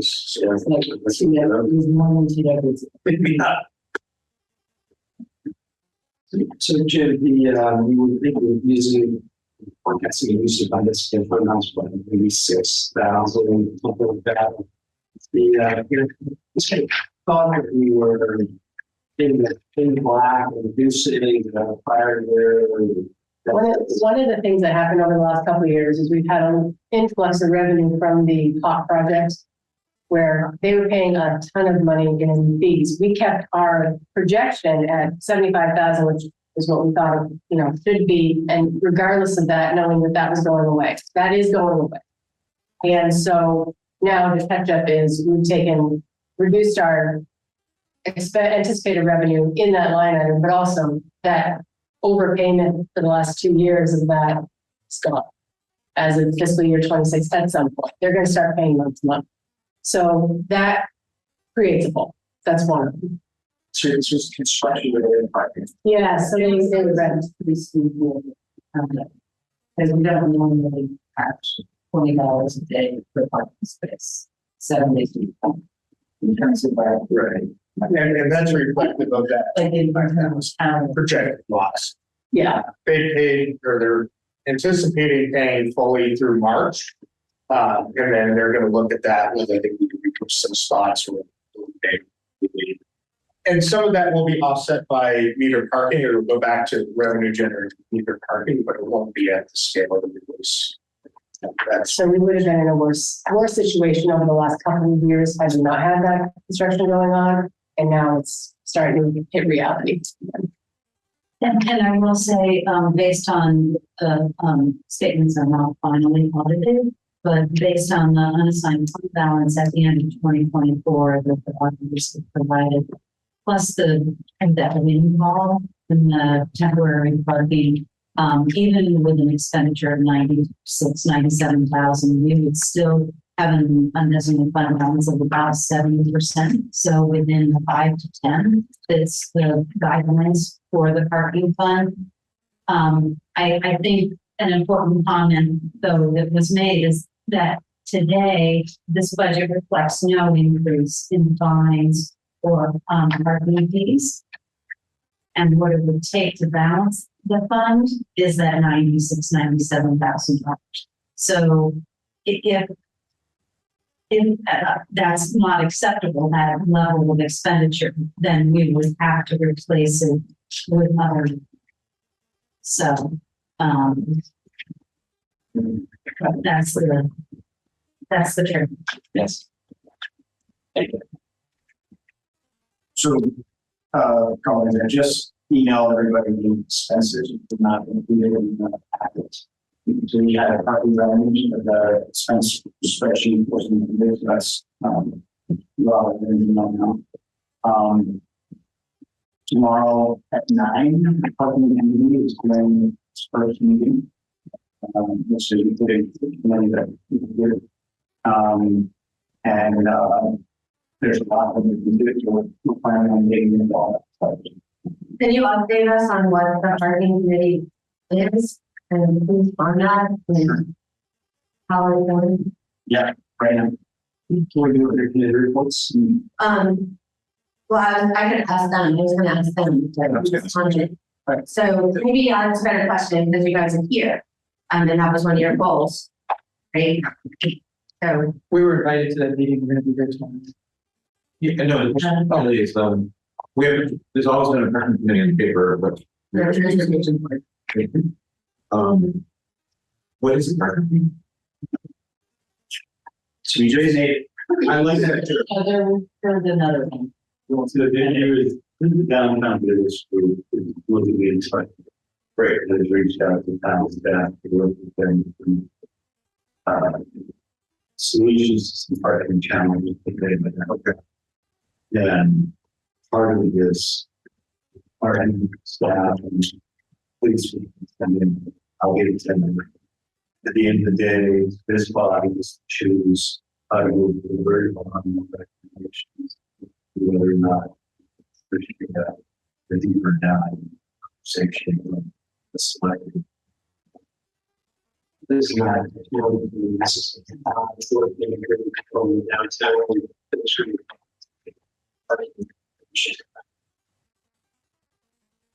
many years ago, there was a parking and transportation board, and it was made up of people from college, and Bill Backman was one of the select board members very involved. And it was back when the fund had a great deal of money. And there was a lot of things that they could do and project and everything. And like over time, it expanded. And but now there's a desire to look at all the different options out there. So And part of it should include the gas transit, some of the other. yes, Transit providers. correct. Yeah, so it was really eclectic. Yeah. I have a real simple question with the EV charging station revenue. How does that work in the parking garage? So you pay a parking fee and maybe. You pay the fee at the charging station, and you pay even also, so. Yeah. And that 11.2 revenue, are you tracking the cost of the electricity? That, or is that you just get it out of it? How do you get the revenue? So we get, every month, we get revenue that comes in, and they charge us about $90 of fees, and the rest is all revenue to us. And that is the extent of my knowledge, because I do the billing, but Peter does the electric, everything about Peter comes out of Peter's. But we used to make almost nothing, and it almost broke even for a while. Over the last couple of years, we've seen a significant increase in revenue, which hadn't been accounted for in our budget for a very long time. I think we had $500 in there before.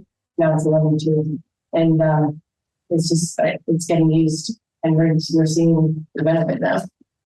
Great, thanks. Thank you very much. Any other questions for? Yeah, Joanne, in the expenses, it looks like it's like 1,800 for the electricity. Control making cash. One correction on the budget. The garage validation program is sent, I think, in $500 or something. That's actually higher, but we were recording some of those in the permanent. It's a wash in terms of the budget, because its revenue is equal. But line items, we've corrected that line item to reflect it. Probably somewhere between $2,000 to $3,000 a year for the validation program rather than $500. But whatever that increases comes out of the permanent part that it was recorded. Just so you know, so that program is being.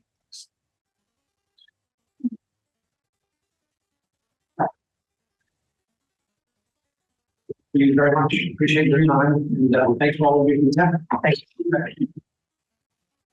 I look at last one, employee validation or customer validation? It's the garage validation. You can buy garage validation tickets essentially to give out to whoever you choose at a 75% hour range. So it subsidizes employees, customers, whoever you choose. It's not like one. Yeah, primarily Jim Rubens has been buying them, but it has been an increase. So I have to ask him, what is he? Yeah, we can ask him. It gives an obvious head. So let's turn now to business requiring inclusion. With indulgence of several numbers and its recognition. Rating here.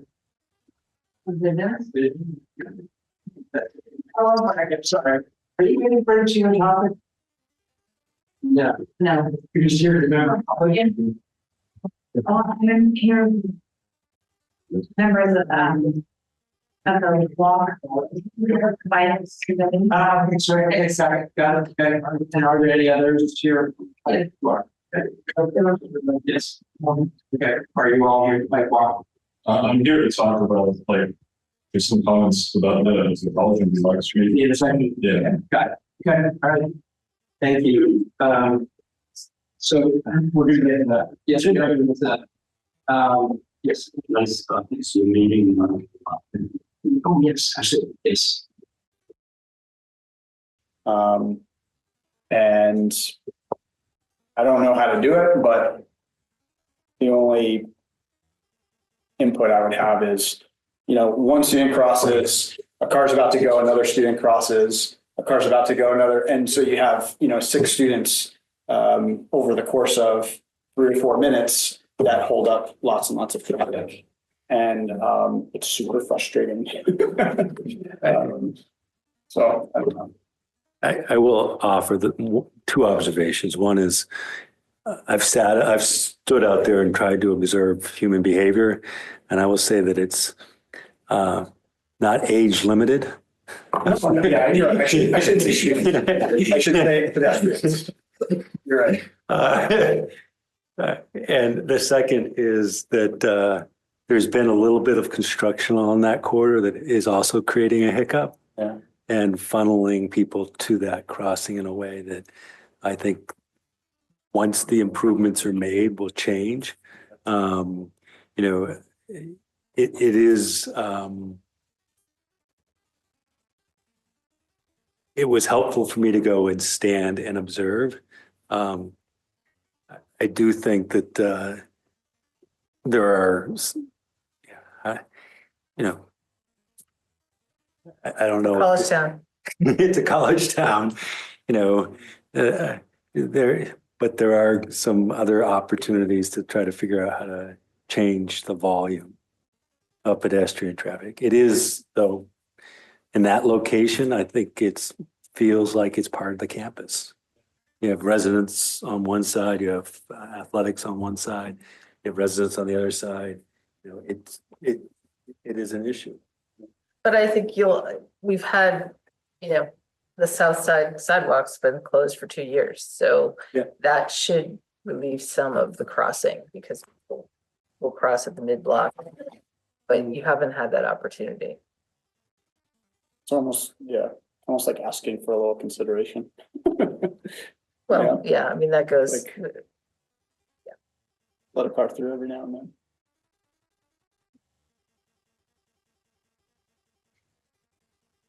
Rollers, you can use as incentives. I mean, you think the loose van is driving through, people would like make way. Well, if you may be throwing donuts out. Maybe too, that's the answer. I was very excited to see the shortened crossing distances. Super excited to see it marked all 3 legs, as it was previous to the construction. And also that it eliminates that multi-threat where, somebody stops for a pedestrian and then another driver maybe gets little tired of waiting and like whips around, not seeing the pedestrians, not knowing why the person stopped, which is against the law. If someone stops, you should also stop in the next lane. But eliminating that multi-threat, I think, is super important for safety. And I'm glad to see this in the recommended design. I was also really excited to see in the numbers reported, more people crossing the intersection in vehicles. That was really cool. I think it's a sign of a very vibrant town. And I was also very excited to see that there was mode shift when we dropped the lane, that we actually had a decrease in cars. I looked at it excluding heavy trucks, so I figured that wasn't going to be mode shifted. So I just took them out. And an increase in people walking and bicycling.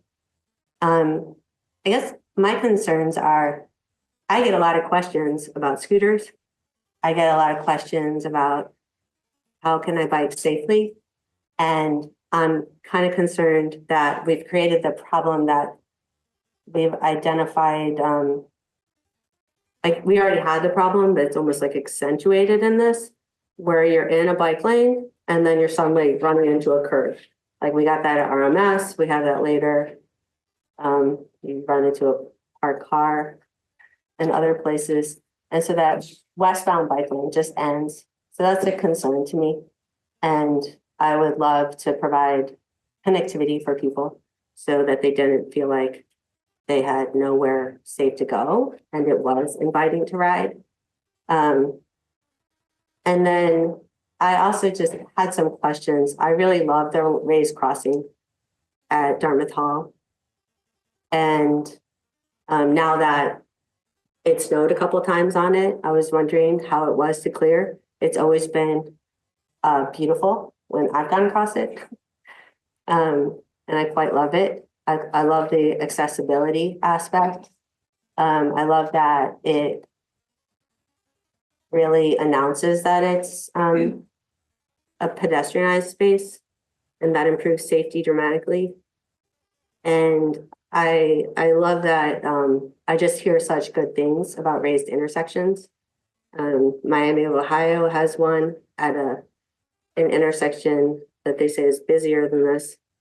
And they said it works great with transit, it works great with their emergency vehicles. It stops people from trying to like jump through pedestrians at speed, which I think is very important for safety. And it increases invisibility. So I guess I was wondering how is DPW finding clearing our raised crossing? I don't have an answer for you. I can ask. Yeah. I put up a slide of a raised crossing. Is this Yeah. the one? This is the one you're referencing. Yeah. So this is if you can envision this type of application on at the intersection of Wheelock and College, the entire road platform would be elevated at grade with the curve, so that when a pedestrian or bicyclist or scooter, anybody who crosses there would be higher than the travel way outside of this raised intersection. Announcing it as something, a place different than the travel. There's some design elements that come into play. It's the length of the ramp. This is a transit route. You need to make sure that you slope it right. There's some safety improvements to get triggered. As you'll see here, there's a number of bollards installed to prevent a car or vehicle from mounting the sidewalk areas, because they are level with the road at this point in the travel way. And then there's some maintenance related costs associated with it. Snow removal suddenly takes on a different perspective. Is the pathway between the hop and the hood going to be open? Yes. So like, yeah, okay, that's open. Are bikes allowed there? Yes, Scooters? that's college land. I can't speak for the college. I had a question about the snow removal, like the maintenance. I was looking at sort of some of our tip downs, and was looking into maintenance of them. I don't know when we get around to it. It seems like people recommend using a broom and a plastic shovel, which seems like a lot. But what kind of maintenance costs do we have associated with clearing the tip downs to make sure that they're accessible? I can't answer that question tonight. I can ask, but the issue for us really is, it's the incremental cost to our overall snow removal process. Mm-hmm. And making sure that we're taking that into consideration as we make these. If we build it but don't maintain it, it's a problem. Tip down is the crossing, the sidewalk that tips down, typically with truncated bollards, the bumpy little domes, so that it puts you at a crossing that's level with the road. We generally use our sidewalk. So as envisioned in alternative 4, the bump outs represent curbs, and there is a step off the curb before you cross the crosswalk. There'd be a tip down at that crosswalk location. Down, meaning like a little mini ramp. Yeah, just if you were to stand at the Main, South Main and Lebanon Light, there's a tip down at every one of those crossings. Main and Wheelock, tip downs on all 4 approaches.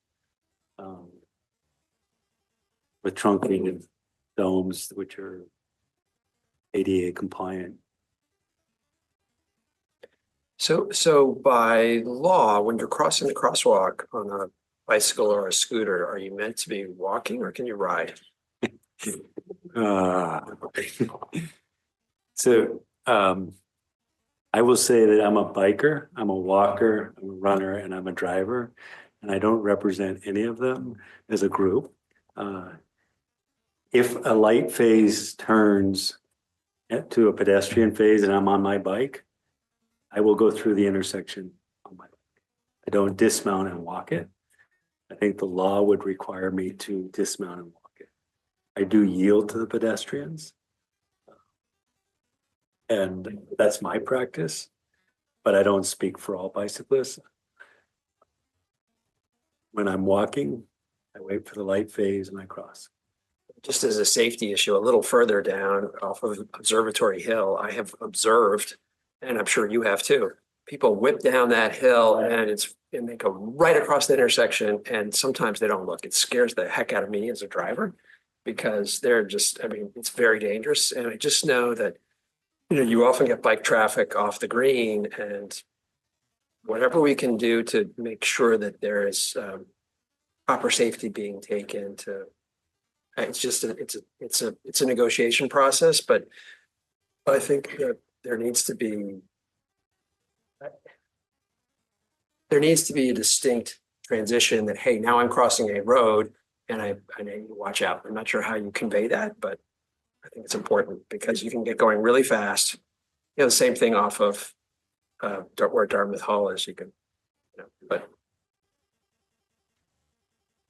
Human behaviors, one of those confounding things that are hard to control. Yes. Yeah.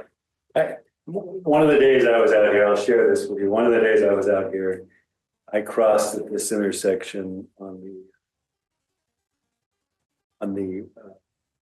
as laid out today. So you have to cross College and then cross Wheelock. And at the same time, I would say someone my age or slightly older carrying a briefcase walked straight down Wheelock and then diagonally across Wheelock while I did the door. And then by the time we got to Crosby, we were in that again. And I suspect that human behavior isn't going to change. It's not age-based. That's the line of sight. That's the, you know, direct line is the quickest route, and that's how I'm going. Maybe this, one of the things that I really liked about the raised intersection is that the US Department of Transportation and Federal Highway Administration indicate that it reduces pedestrian vehicle crashes by 45%. This particular type of thing, and it's used on, you know, basically 2 to 4 lane roads, with places with a bit more traffic than we have, as well as lesser. And it's very recommended in small town urban areas, which I think this is kind of like, as well as like rural villages, which is a little bit like. Other questions or comments from select board members? I recognize there are some people here who also may want to speak. And unless there are any members of the public like to come forward to speak on this topic, this would be your time. If you could please come forward to the table, and if you could give your name and where you live, that would be great. Hi, my name is Daniel Kai. I've been here a couple of times. I'm the Dartmouth Student Government Town Affairs Liaison. I currently live in Lebanon on Summit on Juniper, but obviously I come here for school every single day. I would say I use this intersection about 6 times a day as a pedestrian, either going to and from the hop or going down to go to the gym. And as a driver, I also probably use this intersection a couple times per week. I wanted to give some of my thoughts as a student and on behalf of Dartmouth Student Government in terms of this intersection. So first of all, I want to say I've personally gotten into a pretty major car accident recently, and I think it's pretty important to consider safety for pedestrians a little bit more. And to be honest, I think it probably is true that safety for pedestrians and making sure drivers don't get into crashes are essentially equally important in this situation. The reason I bring this up is because, as Mr. Hausman pointed out earlier, that this it doesn't seem like the pedestrian problem or the pedestrian quantity is going to go away in any circumstance. So I think it makes sense to like, in this case, consider safety for pedestrians and making sure like cars don't get into accidents, like is equally as important. And then don't like not prioritize necessarily like cars getting to the intersection as fast as possible. Not to say that that's not important. Sometimes I get backed up on this intersection and I feel pretty crazy, but I just don't want to get into a situation where like I would cause an accident or crash into somebody as like a driver or operator of a vehicle. The reason I bring this up is because as this proposal currently shows, the lane drop seems pretty ideal, but other proposals that like leave the 2-lane solution in does not like avoid the problem of cars trying to like spin around. I've seen personally, anecdotally, multiple near crashes of that nature, especially with the construction going around, obscuring the vision of drivers going up. As somebody, or I guess one of two undergraduate like classes that have been here before the construction has started, I can also say that say two things about that. The first is that like even without the construction, like my freshman year here, I've seen near crashes of similar nature. So I believe the lane drop is definitely ideal as a solution, not just because of the construction. It's because I think I believe in my heart it'll make the intersection safer generally. The second thing I wanted to bring up is something that Mr. Burke brought up earlier about the foot traffic going through the intersection. I can again only speak anecdotally, but because of the construction there, I think maybe about like 40% of the time before the construction, instead of crossing that intersection, I would turn left directly onto the sidewalk. So that's probably not necessarily a directly scalable number for like once the construction finishes, how many people will actually be using that intersection. But I do think you can probably like consider a drastic or at least a significant decrease in terms of foot traffic going through the intersection that will lead to like car congestion. So you're saying that you would cross at Main and Wheelock then? Well, so I would, depending on if I see cars going up and down the road, obviously there's another crosswalk right there. Like I can just use that. It makes personally no difference to me whether I cross over there, or I could sometimes like for example, if I want to go, like if I'm coming down also from the gym and I'm trying to get to Main Street, it would make sense if I would just follow that sidewalk down. But since there's construction, I have to cross at that intersection before I can cross back into town on Main Street. So it definitely is causing like a pretty significant increase of use for that intersection as a pedestrian. I said I like 6 times a day is about the number I use it now. It would probably be around like 3 or 4 as a pedestrian if the construction is finished. The other thing I wanted to bring up is like, this is a question perhaps like best posed to Mr. Housen in terms of why alternative 4, like the alternative 4 plan is more desirable than the alternative 4B. Because the 4B, as I can personally, like as I understand it, creates sort of a bike lane and expands the sidewalk on the side of the green a little bit more. The reason I bring this up is because of a problem that other select board members have brought up in terms of the heavy usage of like electric last mile vehicles, like going down that street. As somebody who owns an electric skateboard sitting right there, it sometimes feels a little bit chaotic to have such a narrow sidewalk that doesn't necessarily have a bike lane, especially with people who are parking, they're coming like on and off of their cars and just like without looking left and right onto the sidewalk, trying to walk onto the sidewalk. It sometimes, like, I wouldn't say makes it like super unsafe, that it'll lead to a serious accident, but I think personally the 4B as I see it seems to clarify the situation a lot better in terms of the use, like how to use that sidewalk. So preferably I want to say that I feel like 4B makes more sense. So I would also like to hear the reasoning behind why Mr. Housen chose to propose alternative. Sure, I'm happy to talk to it. First, it's parallel. You go from diagonal to parallel. You lose parking spaces. Parking is at a premium. Second, there is an inherent hazard when you create this area of confluence of pedestrian and multimodal vehicles or bikes and scooters and, as you refer to them as last mile, a cyclist riding in this direction will merge into what is currently a sidewalk.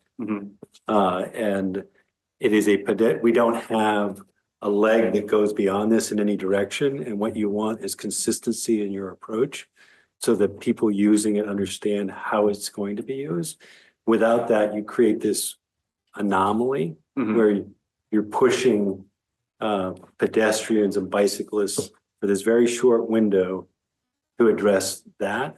And then always the concern is the eastbound traffic of bicycles, scooters, and other mobility devices, and the risk that they don't yield or stop. Okay, the question I have for that is essentially that I feel like currently that sidewalk is like, or even in the plan for alternative 4, it doesn't necessarily clarify the situation and what I'm trying to say is like people just go on it anyway. So again, there were 8 or 9 professionals in the room relying on the data. And in our experience, this is the safest approach. And until there's a solution that looks at the town more holistically, meaning how we incorporate multi-users on our what is currently sidewalks. I don't think we can accomplish it in this leg. Moreover, without it being designated as a multi-use pattern, it's illegal to ride on the sidewalk. Yeah, I understand that. The reason I bring it up is just like, I understand it's illegal to use these vehicles on the sidewalk, but it is also a fact that people still do anyways. So again, I have to come up with a solution that I can recommend and support. 4 is the recommended alternative. I'm not going to debate the merits of why we got there. We had several engineers and architects and professionals in the room, and myself, and the data we're fully transparent in the data. Okay. The last thing I'll bring up is the possibility for board members to push for a raised intersection, like as Ms. Chamberlain mentioned earlier. I think the reason I bring this up isn't necessarily for when the foot traffic is highest during the day, but when it's like the lowest. I've seen cars, especially eastbound traffic, zooming past the intersection. In a similar fashion, we would say sometimes like bikers or potentially like electrical last mile vehicle users would zoom down the street. It poses a similar risk. When there is an assumption that people are not going to show up at that intersection, people go faster than expected. So I think in that sense, especially let's say like late at night, when like a driver doesn't necessarily feel like there's somebody that's going to cross that intersection and is going over the speed limit, a raised intersection would help like prompt a slowdown approaching the intersection, just so there isn't any surprises like that. I've personally been in a situation where I was trying to cross and I've seen a car coming up maybe at like 50 miles per hour going up, obviously very severe speeding, but it's at night. Sometimes people drive like that. So I just feel like it'll make the situation a lot safer. And if we cannot fundamentally solve the problem of having more pedestrians using this intersection than there are cars, then I think it would make sense to make it at least be very clarified through a raised intersection that pedestrians have priority crossing the sidewalk safely. Yeah, that's about it. Thank you. Okay, thank you. Are there other members of the public who would like to address the select board? Can I ask, Sheriff or Rob, are we voting on this, or? I mean, this is just a presentation, and so we're just hearing testimony. Can we focus on new testimony? Yeah, so I would ask that unless your comments are substantively different, if you want to agree with the prior speaker, I would just say I agree with what he said. So, but if you have a new dimension to add, that's great. So if you could please identify your name and where you live, Yep. Please. So, I'm Ray Chang, I'm a 27, a sophomore at Dartmouth. I live in like Woodward, so like over there. So to come to this meeting from my room, I would have to bike over there. And that is a pretty scary road. And I want to like elaborate more on the experience of biking over there, because if you think about it, like this road is very busy. There's a bunch of like big trucks, especially now because of construction. And I, as a biker, if I bike over there, I would be in like a truck's like blind spot. Like it would be like pretty scary. Like especially if there's a curb like jutting out like directly in front of me, and to like merge on that. So I just want to like walk you through that. If I'm coming down there, there's a steady stream of traffic going alongside me, that would be very scary to merge. So most likely I would still like regardless like bike on the sidewalk, because that's like the safer option. Excuse me. Yeah. Can you, when you say, I don't understand what you're saying by there, can you be a little more specific? Can I? Yeah, absolutely. Yeah, Don't point at the map. Yeah. So if we think about like biking from here to here, right? And as we all know, like this road has a bunch of like vehicles going like either way, and with like other trucks and stuff. If I'm here, I would essentially like be in their blind spot. And also like if this is like jutting out right in front of me, then therefore I would have to go directly in front of vehicles in order to merge, which is pretty scary because this road already is a pretty scary road. Or I would like just go on the sidewalk. I feel like most likely me and a lot of students would just go on the sidewalk. Because it is a lot safer, but it's also not ideal because there are like pedestrians there. And so if there's pedestrians here and cars there, that would be a pretty big like issue. However, if like there is a multi-use path, then that will make it like a lot easier and also separate like the bike and vehicle traffic. I also feel like because I generally bike slower than cars can drive, if I'm there, I would be like kind of like slowing down the cars. And if like traffic flow is like a priority, like I do feel like having like the lane here would like ease up a lot of things. So that's my experience. Yeah. All right, thank you. Thank you. Thank you. We have mentioned that going from a bike lane to a stop is a problem, and Jenny's pointed that out at other points. All right, thank you. Any other comments? Yes, please come forward if you could state your name and where you live. And again, if you could address things that have not already been addressed, or if you want to second something that's been said already, that's fine too. Hello, I'm Elliot Gomes. I'm a freshman at Dartmouth College, and I live in the dormitory Little, which is a pretty decent way down there. I would like to talk about the idea of the raised intersection. The raised intersection, the biggest thing that it does is it'll provide increased visibility for pedestrians crossing the road. I personally come from the south, and so do a large portion of the people here at Dartmouth College. And for me, this was the first time I've ever seen it get dark at 4 o'clock. This isn't something I'm used to. Depressing. It is depressing, but It's getting better, guys. It's getting Yes, better. day by day. You have to get out during the sunlight day. Get out and go for a walk. But that means that a significant portion of the time that I'm awake, it's dark. And if I want to cross a road, that also means that it's even more dangerous. The increased visibility for this could be very helpful for people. And I see a lot of people, I'm not defending this, but it happens. A lot of people cross the roads looking on their phones, scrolling, texting, and Wearing black. Yes, wearing black. It's not the it's not the same way to go about one's business, but that is what people do. And any little bit of increased visibility is very helpful for everyone because no one wants to see an accident like this. And also, we talked about maintenance, and the raised intersection would actually help lower the maintenance costs because it would prevent snow, ice, and pooling water from accumulating. Thank you for your time. Okay, thank you. Any other speakers to this point? Okay.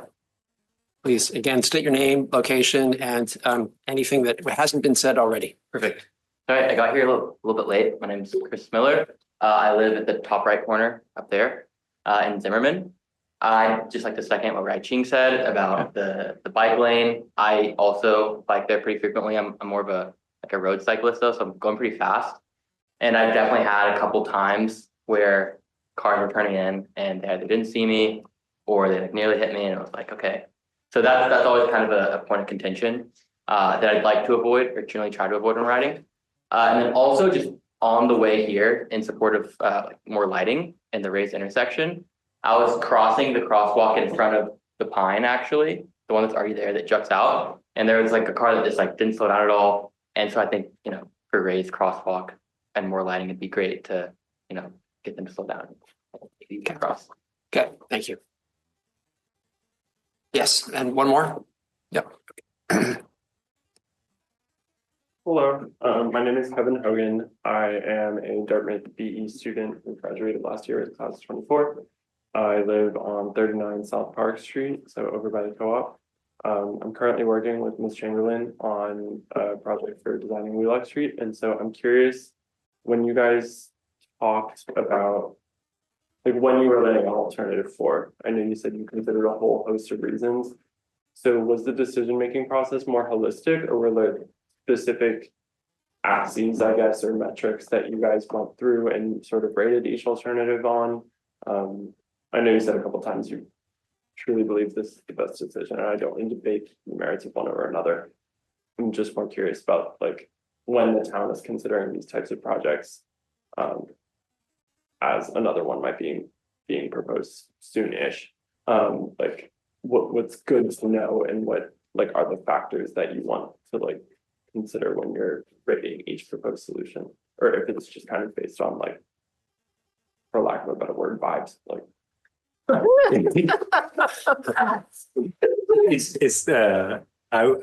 mean to laugh, but it's not about vibes. I mean, we're looking at sight distance issues, we're looking at geometry, we're looking at turning movements, in this case, the stack, the queue, the volume of pedestrians or non-vehicular traffic versus vehicular traffic, the peak impact for those, all of those. You know, we know eastbound is an AM peak, westbound's a PM peak for vehicles. We know that lunch in the 2:30 PM traffic, the foot traffic is the driver, and it's lunch and sports. You know, there are some solutions that may include staggered classes. I'll throw that out there. You know, you don't have to wait as long for lunch. But at the end of the day, we're looking at turning radius of our vehicles. You know, our fleet vehicles, our maintenance vehicles, our fire department vehicles, the volume of vehicles, the nature of vehicles. You know, what does a raised intersection like the mid-block crossing at Dart Hall, how does that impact ambulance, fire, DPW, transit buses? I mean, there's 120 plus transit buses driving in this area on any given day on average. Not all of them necessarily on College, but most of them either on College or Wheelock. So we're looking at all of that and then trying to plug in those numbers and understand how the design solution addresses the safety and improves the intersection based on how we currently approach our road maintenance and our traffic and safety patterns. It's not formulaic where you punch in the data and it spits out the preferred alternative, but I think that there is a systematic approach. And again, I'll end with this. If we're going to make improvements that add cost to the maintenance, we need to acknowledge that up front and support that cost over the long term. You know, every single item we add needs to be maintained. Hand shoveling is different than equipment removal for winter clearing.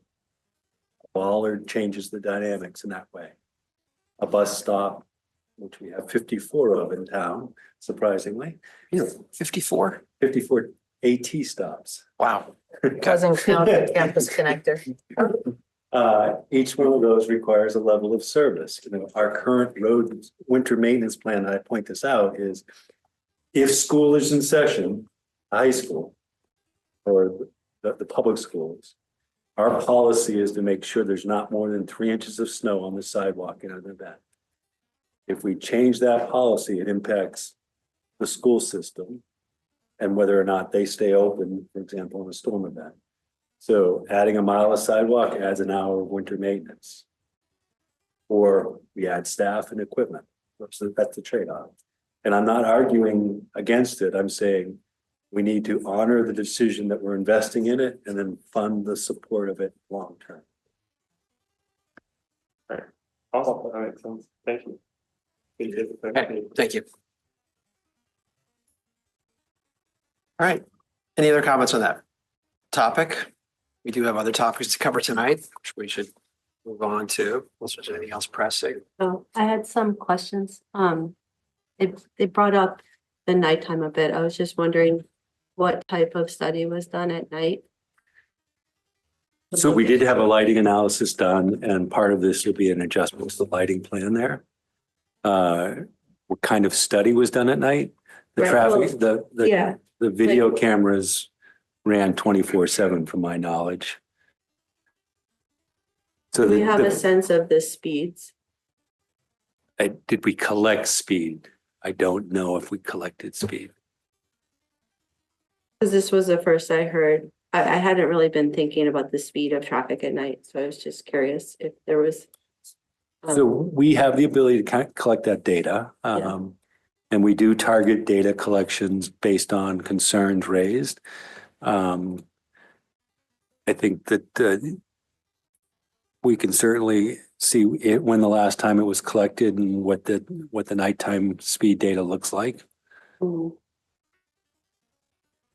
Yeah, and do we have a sense of the annual average traffic Volume, around this area? I could pull it up fairly quickly, but I think we're over 12,000 vehicles a day. Oh, I thought at college, given the peaks that were given, it would be around 7,000, but I thought they would have collected it. No, because the concern, one of the concerns that, as I think shared, was that there are some standards out there that say total volume over 10,000 doesn't warrant. Pennsylvania says that, but yeah, or 6,000 per leg, right?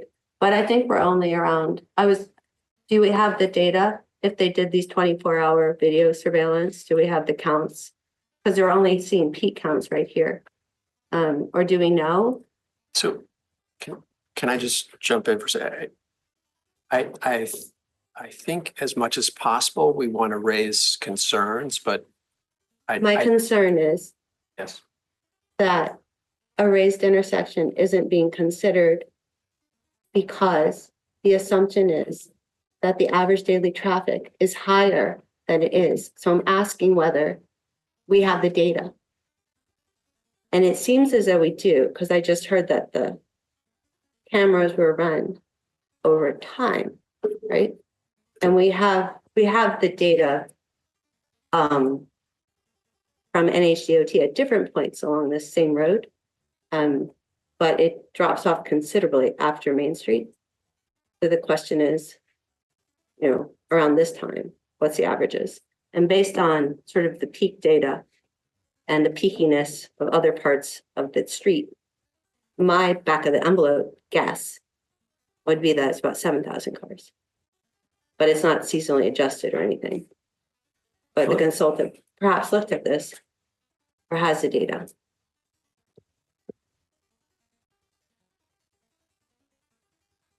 Coming over the bridge is 12,000 plus. Yeah. East of College is 8,100 and College is 2,900. So it looks like 12,000 to the College intersection. I think a bit turns off on West there and Main. Still have Fires. 8,100 on East Wheelock before Observatory Road. and Where do you 28. have the 8100 from?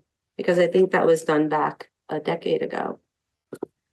And we don't really have another count until Park, and it's around 3,000. Again, I'm not But- sure we're gonna accomplish. Yeah. Come up with. Well, I solution. think, I guess the question is if the consultant found these peak hours, they might have looked at the whole day to find out what the peak hours are, right? But you don't need to look at the 24-hour cycle to understand peak hour. You look at the AM and assumed AM and the PM slot. Oh, so it's like based on, they pick the peak hours based on You see the volume. observations? You see the trends. You look at these data trends, you can see the hourly trends also. So I don't want to actually do the analysis here for at the select board. What I'm hearing is perhaps there are, perhaps there are data that can or can't be used in support of the raised crosswalk, but we'd like to revisit that. Fair to say, in terms of. Well, if it's being ruled out based on a count that isn't, I'm not sure it's being ruled out because of Yeah. a count. It's a combination of all the things we've discussed tonight. right, so I guess I'd like to see the count to know, just to make sure it's being fairly considered, just because of the dramatic safety improvements that it provides and accessibility improvements that it provides. Like, one of the main reasons people are hindered getting around is dealing with stuff in these like sort of catch basins that the tip downs end up creating. I mean, they're there, they work really great when they're clean, and they really hinder people when they're not. So I think what I'm hearing is we'll talk about this again. You don't need a decision. We kind of do. Or you kind of do? Do you? So What's the time? Not our decision. Yeah. you know, at the end of the day, Dartmouth needs to design and build this before they open the Hopkins Center. And their construction window starts April. So they're trying to package this so that they're putting back the transit hub and they're doing all the other things at the same time. And the design solution for a raised intersection changes this discussion. It includes drainage improvements. It includes other things that have to be incorporated into it. Okay. Can we simply get quick analysis from Erica on why, or Erica and Pete, why they wouldn't support, that wouldn't be their first choice? We've walked through it all. I mean, it's just a matter of, we've had them in the past in town and we removed them because of our inability to maintain them. We have one right now. Yep. In front of Dartmouth Hall. It's a different kind of crossing. Mhm. It's not in an intersection. I'm not turning a Yeah. wing plow, trying to remove snow. I'm not, all of those things change this conversation. Have we had a raised intersection in the town? I believe we did. Yeah, we had one on Maynard. Yeah, on Maynard between the cluster and Sudikoff. and Sudikoff. And that was removed. It's not an intersection between, it was a table, not an intersection between two roads. Right. Yeah, it was a raised crosswalk and it was removed. And was there one at One on Rip. those are speed tables. Those aren't crosswalks. Was The one on Maynard was removed. Your understanding is because of maintenance. I believe so. And now you see it striped to create the appearance of it. So I guess the question to the board is, are we going to dive into the details and open this up, or how do you want to approach it? So I think it would be good for Hanover Bike Walk to have an opportunity to look at the specifics and also talk through it. I think the select board does have a responsibility for the public spaces, including our roads. as much as we rely on our staff for engineering decisions. So I wouldn't just say it's Pete's decision. Well, Hanover Bike Walk is advisory, right? Yes. Okay, so, and I guess I want to respect the effort of the professional expertise that's gone into this.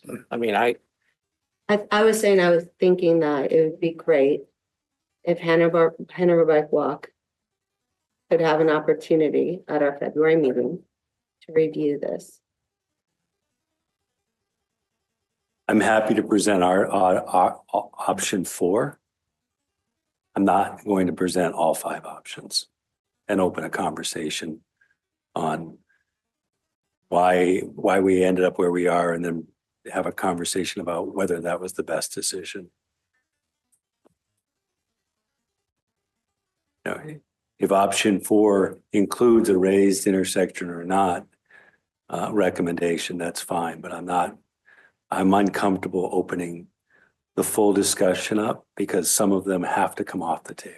Right. No, I mean, Hanover Bike Walk is an advisory committee to the select board, and I thought it would be valuable for the select board, just because this is what the committee thinks about. We had written up things anticipating that this would happen. So you guys have that, and you have the safety statistics associated with the various countermeasures. I think also, since this is the first time this is being presented, it's best governance practice to at least talk about it one more time. So it sounds like Rob has agreed to come and talk to Hanover Bike Walk about option 4. So it sounds like you'll have that opportunity at your February meeting. Unless I'm a Which is grandfather. which is Monday, right? Unless I'm a grandfather. Oh, what's your grandfather? Yes. Oh, I forgot about that. She's due today. Yeah, okay, all right. So, okay. All right. Can we move on to other topics? Yes. Okay. Thank you all for coming. You're welcome to stay. We have other exciting topics to talk about. So, the first of which is the CPCNH refresh review. This has to do with community power and the kind of default setting for contract renewal. And Rob, do you want to introduce this a little bit? Yes, I think I'm out of order here, so yeah, I'm sorry. Bear with me a moment.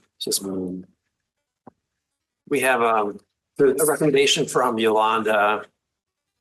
Yeah.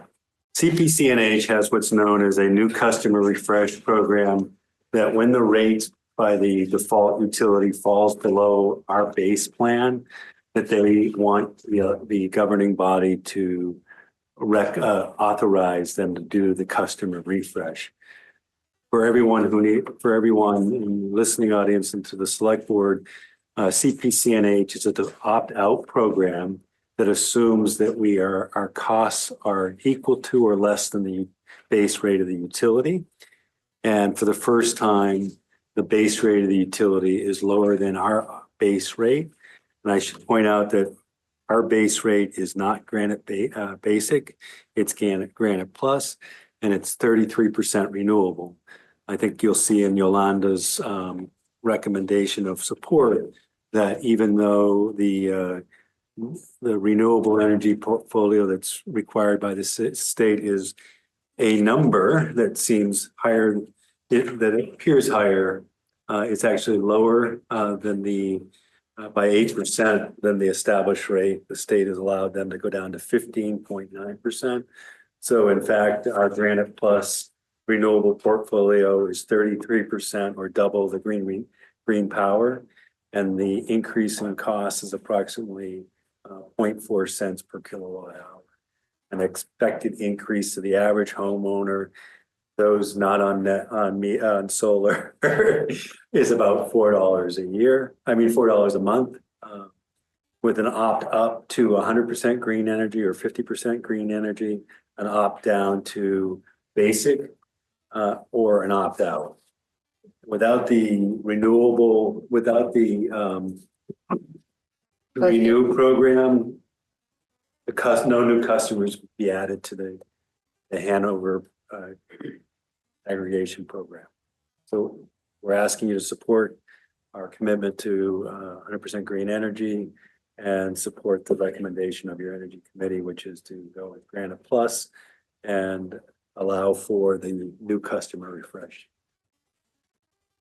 And if people don't want to pay Granite Plus, they can opt out. They can opt down. You can always opt out at any time, and you can opt back in at any time. Monthly. You can opt in, you can opt out or opt down, or preferably opt up. To help us achieve our commitment. Right, so a motion for approval might be along the lines of Select Board moves to approve the refresh and enroll new customers into the Granite Plus rate for the CPCNH refresh of accounts. I'll second that. Okay. Second, all right. Any further discussion on that? I just wanted to say, I think it's a good idea because of the flexibility it provides our community. And it's also valuing commitment. Yep. Okay, good. Thank you. All right. All those in favor? Aye. Aye. That's unanimous. All right. Terrific. Visions for Creative Housing Solutions. The board at its December 16th meeting requested that I reach out to council. In your mailing was communications from council that has not been made public. The board can choose to make it public if you wish. The short end, the analysis that she provides says that there are options here under the statutes. The one that our assessing department has chosen applies if the board deems it so, but there is also another statute, 72:23I, that fits. I or K? There's I or K fits. Yeah, okay. So I believe communication from our assessor said it fell squarely under K only. And Laura is the town attorney is saying that I or K fits. And then the question is, if it's K, what is the rate? Right now, the only thing that this board can do is grant an abatement. And then in the next cycle, deal with the payment in lieu of taxes request or some other agreement.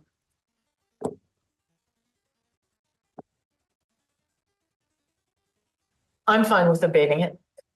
So abating gives us optionality going forward and it doesn't set a precedent. Is that fair to say? Yes, that's correct. I think I like those two features of the abatement process. Agree. Assume we don't like the right course of action. Are we making a motion? We will need a motion. Yes, we will need a Am I motion. pre-voting? No, it's just more of a discussion. Looking for your input. Does the abatement route sound? I was arguing that it both doesn't set a precedent and also creates optionality. Okay, so we will need a motion. And I've clearly not. I move to abate the. Second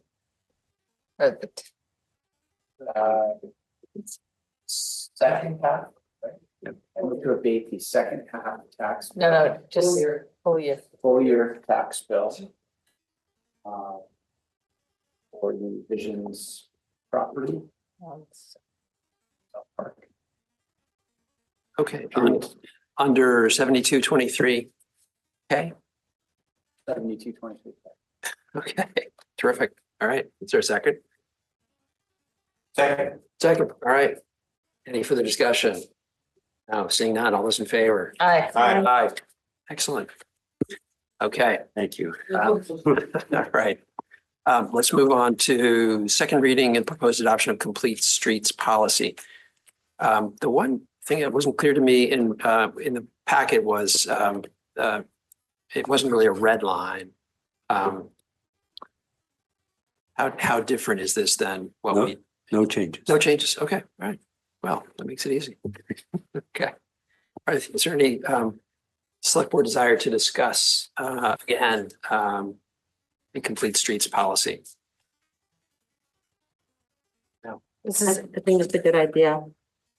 Okay. I agree. The one thing that I do find a little daunting in terms of is the very abundant resources to consider as you're looking at this. But I think if there's a comprehensive listing and, you know. They're getting consolidated, I think, as the federal guidance trickles down. I think it's good to have them, but I think it might be unrealistic to think that our staff will necessarily read everyone. But I think it's good to have them there. The only comments I had was mandating private developments support the policy might discourage investment. And then the other issue was the term excessively disproportionate. Quantify anything. It's kind of a vague statement. But I mean, it's not going to stop me from moving forward with this and just pointing that out. Yeah, and we had a whole discussion about equitable. What is equitable? Right. But it's all a little bit loosey-goosey. But it's a little bit aspirational also. It is. So There's excessively disproportionate though was about the decision to perhaps not do it. Right. Yeah, I think that's language that David found on best practice policy. And the idea is that then like if for some reason the policy cannot be implemented or the staff thinks it costs too much, there is then that explanation that helps convey what is excessively disproportionate. Right. It was sort of how Rob described it last time. Is that accurate? Yeah.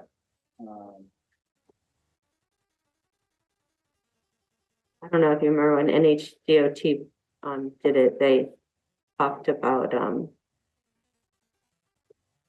they had a specific calculation I hadn't heard before about their safety factors and the return on investment relative to the safety factor. So that might be one way we could quantify it. It's a policy and we can always propose amendments if we find that there are hurdles. okay, so all right. Unless there are any objections, I would look for a motion. I'll move to adopt the updated complete streets policy. Okay. Second, Arthur seconds. Any further discussion? No. All those in favor? Aye. Okay, next is abatement for 22B West Wheelock. $1,600 for incorrect water and sewer billing. I don't know that this really needs any discussion unless anyone wants to read. Yeah, the Amount of as we just stated. $1,611.11 West Wheelock Street. for incorrect water and sewer billing. Second, yes. I just had a question. Does this mean that there's somebody else who then gets charged this? It seemed like they were mislabeled. I just was trying to understand what it meant. I know. No one's getting rebilled. No. Somebody just got $1,600 in free water. You and I pay. All right. Yes. Okay. And The motion was seconded. it's a roll on time water. Second the motion. No, with motion has not been seconded. Second on the motion. I'll second. Second, Joanne seconds. And unless there's any further question, all those in favor? Aye. Terrific. Okay, let's move on to approval of January 6, 2025 select board minutes. Are there any changes, objections? Otherwise, we're looking for a motion. Move to accept the minutes of the January 6th, 2025 select board. Second. Joanna, thank you. All right, all those in favor? Aye. Aye. Approval of items 1 to 2 by consent. This is a banner request. Very exciting for the NCAA skiing championships. But Oak Hill, yes, pretty awesome. And Oak Hill, and the scuba. And Oak, oh, and the scuba too. Okay, nice. And what? And the Skiway. skiway. Okay, so it's downhill inward. Yeah, Yeah. nice. So it's for banners and it's also for gifts to the Etna Library and the motion language, which, thank you, Rob. Actually, we don't need to do the motion language. We can just do. We move the consent agenda, right? Isn't that how you do it? We can actually, yes. Well, we should read the donation. But we should We'll read the donations. individual donations. Yes, I'll do that now. So the donations, thank you very much. Francis and Paul Gardent, $100 to the Etna Library. Vicky and Reed Drucker, $100. Frederick Perkins, Patricia Armstrong, $100. Wynn and Mundy Piper, $500. So thank you very much for that. If consent agenda, a move to approve the consent agenda.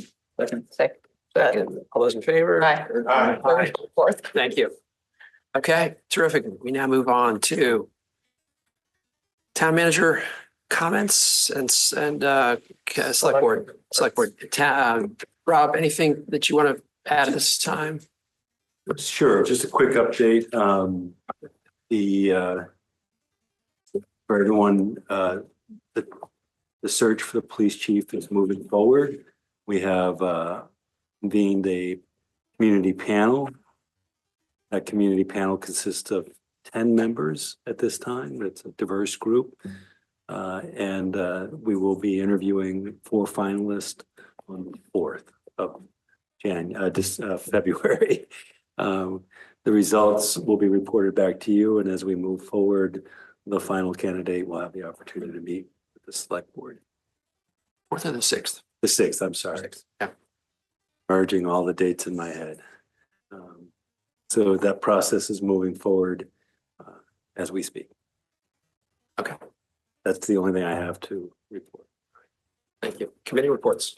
Okay, from downtown, in terms of the parking committee, this is not an exclusive group, so we're not saying anyone can't be members, but right now it consists of Jim Rubens, Robert Hausman, Dave Anderson, Jared Burke, Dave Newlove, who is head of transportation at the college. Oh, many things, but that's one of his jobs, yeah. Chris McEwen, Jay Campion, and Chris Swain, Sergeant Swain. So we are meeting tomorrow morning at 9 a.m. at Sawtooth. This will be the first meeting. We do have some objectives and key results that we've thrown around. I wouldn't say they've been stamped or anything, but there's lots of ideas. There's lots of opinions. We're hoping to make some good progress on improving the parking experience. Terrific. Number of things, trustees of trust funds met 2 weeks ago, tomorrow, I guess. It was the kind of end of the calendar year reporting out in December 31st. It was a good year. Walked away with it better than my accounts. But I would I defer to Ellen for those details. We did spend a fair amount of time talking about the trustees of trust funds responsibilities when it comes to managing I would call them private funds or whatever they're, the Brissett funds, Bridgman funds, and the fact that there's at the school, the district meeting, they're proposing yet another fund, right? Correct. Yes, a scholarship. Scholarship fund. And we talked about how that money is managed. Also reported out that the trustees would like to come and do a presentation to the board probably next month, sometime if we can fit it in. Just to give a quick update of, kind of what they're doing. And I think the other good news is that there's one of the amazing things about the community is we've got the Brissett funds that just to make Hanover a better place. And we still have funding that we approved to be spent in this fiscal year. So in the next 6 months, 5.5 months, projects, programs to enhance Hanover for the community, the Hanover community. So, and I think that's No bricks and mortar. no bricks and mortar. Of course, I'm not sure that's how we would want it, but I think if you knew that, since he was one of the key founders of Campion Rink and very involved in Hanover Improvement Society, among other things in the town. But that's what the trust dictates. And so it's really programmatic funding, new programs, new ideas, to make Hanover, in an even better place to live.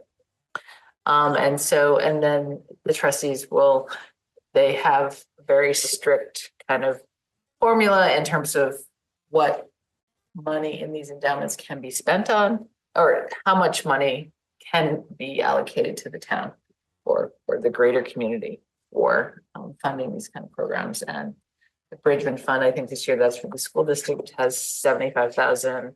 And I think that they're saying for FY26, help me here, 134. That's this year, about 228. 228 for FY26. So I think those are important numbers to be thinking about in terms of how the select board might spend it to, or others. I think I mentioned last time, have put together kind of an application form for said funds, should we want to extend the opportunity for other organizations within the community to apply for that. But I think that's solely within the prerogative of the select board. So that's just something to think about. Is the application form going to be distributed to us so we see what it looks like? Yeah. I mean, I figured if it was on the agenda that, share that. I mean, and I think that's something we'll be thinking about. There's no directive that it's like an application. There's no directive in the language of the trust. This was given to the select board to use at their discretion. And so it's our discretion in terms of how the money is spent. And it's not part of the budget cycle. No, we have to appropriate, we have to say that we have 200. Just say 230. 230. So we have to, as you guys are putting together the budget, we have to say that we're going to have $230,000. We're going to spend $230,000 from the Brissette Fund. So we'll have revenue of $230,000 and we will expend $230,000. We need authority from the town. Okay. To spend that money. And so we got that authority last in May. But then how it's dispersed or when it's dispersed is then, could be neither. That's what we talked about. Select board and trustees.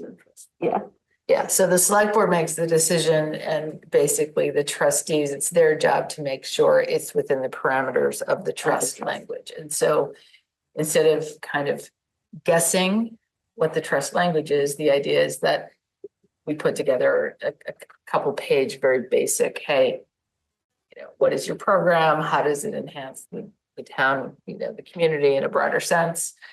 And it can't be bricks and mortar. And, there's some specific language there. So I'm happy when it's on the agenda to include what I had done. But again, I think it was an application in case the board wants to open this up to the broader community in terms of funding activities. It might just be, we want to keep it to help off, to do some things we want to see from the town plan or, enhancing programming in the town or, flowers, I don't know.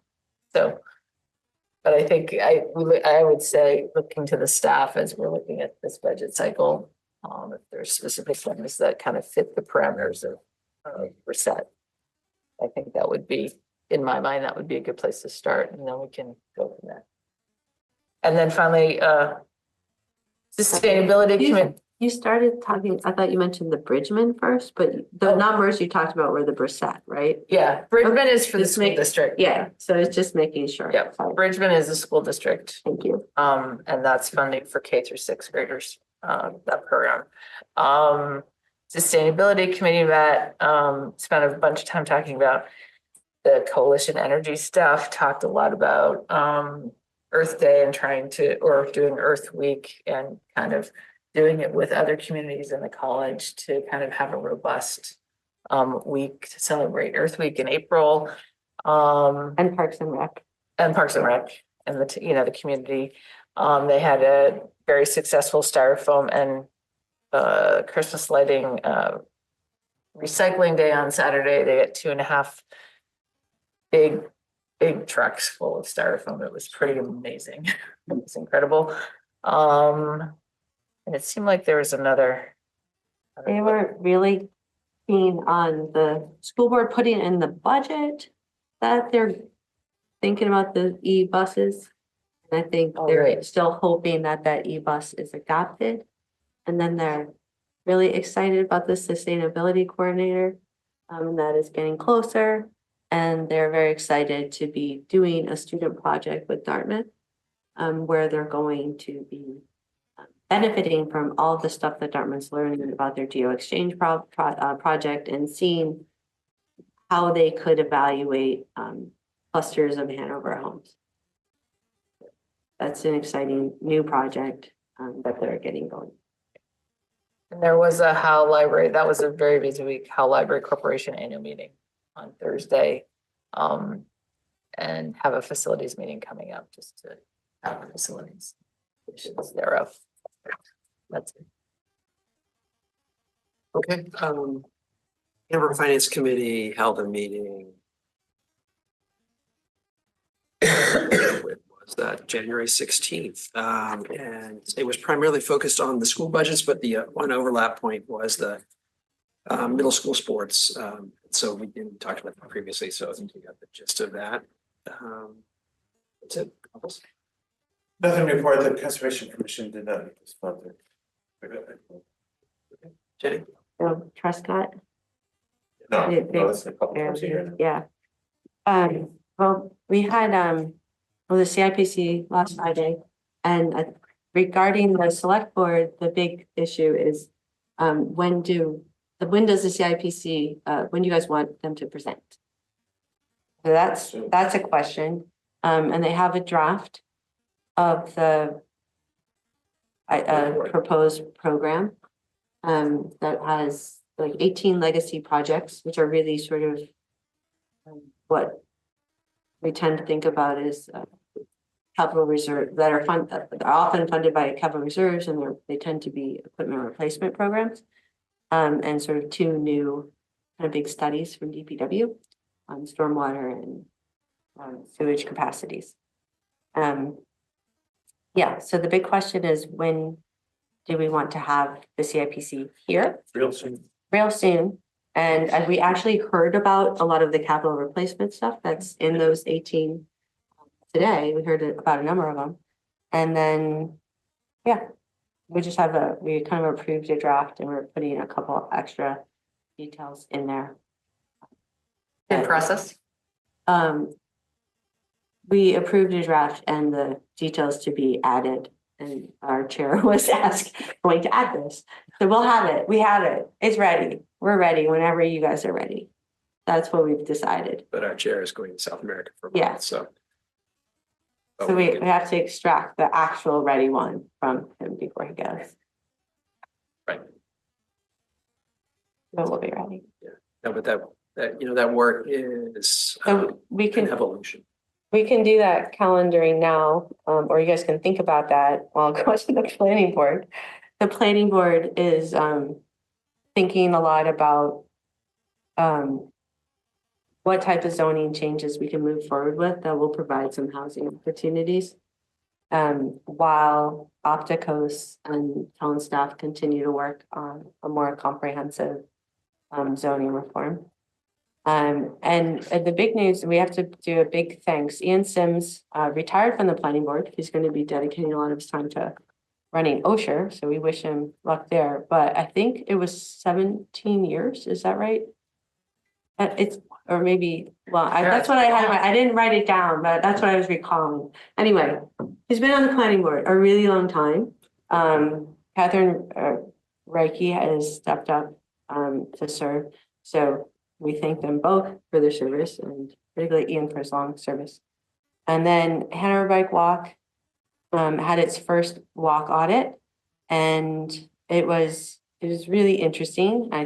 We have some ideas for how to streamline it, and we're thinking about how to collect this information so that it's useful, and also how to streamline the process so that other groups who want to do it, other people in different neighborhoods, can work with Hanover Bike Walk or even do it on their own. We looked at a very small section of Lebanon Street. It turns out the intersections take a long time because they really want you to observe them for a while. So maybe it makes sense to let people choose whether they're going to do an intersection or just do a stretch to sidewalk. But so we're figuring that out. It was very productive. We had some people who were there to be the voice of disabled relatives that they knew, and were able to share the experiences that they had, where they had like particular difficulties, which was really interesting. And some of them are maybe simple fixes, like, oh, when we put a push button, which way does it face relative to the, and they were asking questions about what are the rules versus like how they know users use the button. So it's really good information. It was super interesting for me. I really enjoyed it, and I really appreciate that people came out, even though the weather didn't warm up as intended, as promised. And then we are also really looking forward to the sustainability coordinator and having the 25-mile-an-hour speed limit on West Wheelock, and getting those context analysis and speed surveys on South Main and Lebanon Street. Yeah. So do we have a time when we should be planning to present from the CIPC? We'll sit with the chair and vice chair. I think we're scheduled tomorrow. Yep. And we'll try to plot that out so we. Okay. Thank you. Right. Anything else? We are going to have an executive session. We need a non-public session. Yeah. Yep. Okay. So thank you all. Thank you, Alan. Thanks, Ellen. Thanks, Tracy. Thank you, Alan. Thank you. Tracy. Thank you, Tracy. Thank you. Thanks, Nick. You need to move that we have a non-public session to discuss items pursuant to RSA 91:1:3. Roman numeral 2, A, B, D, E, L. Joanna Wickham, yes. Callahan, yes. Gracias, yes. Cameron, yes. That's We did it. We're in, Good. All right. we're in non-public session. Good.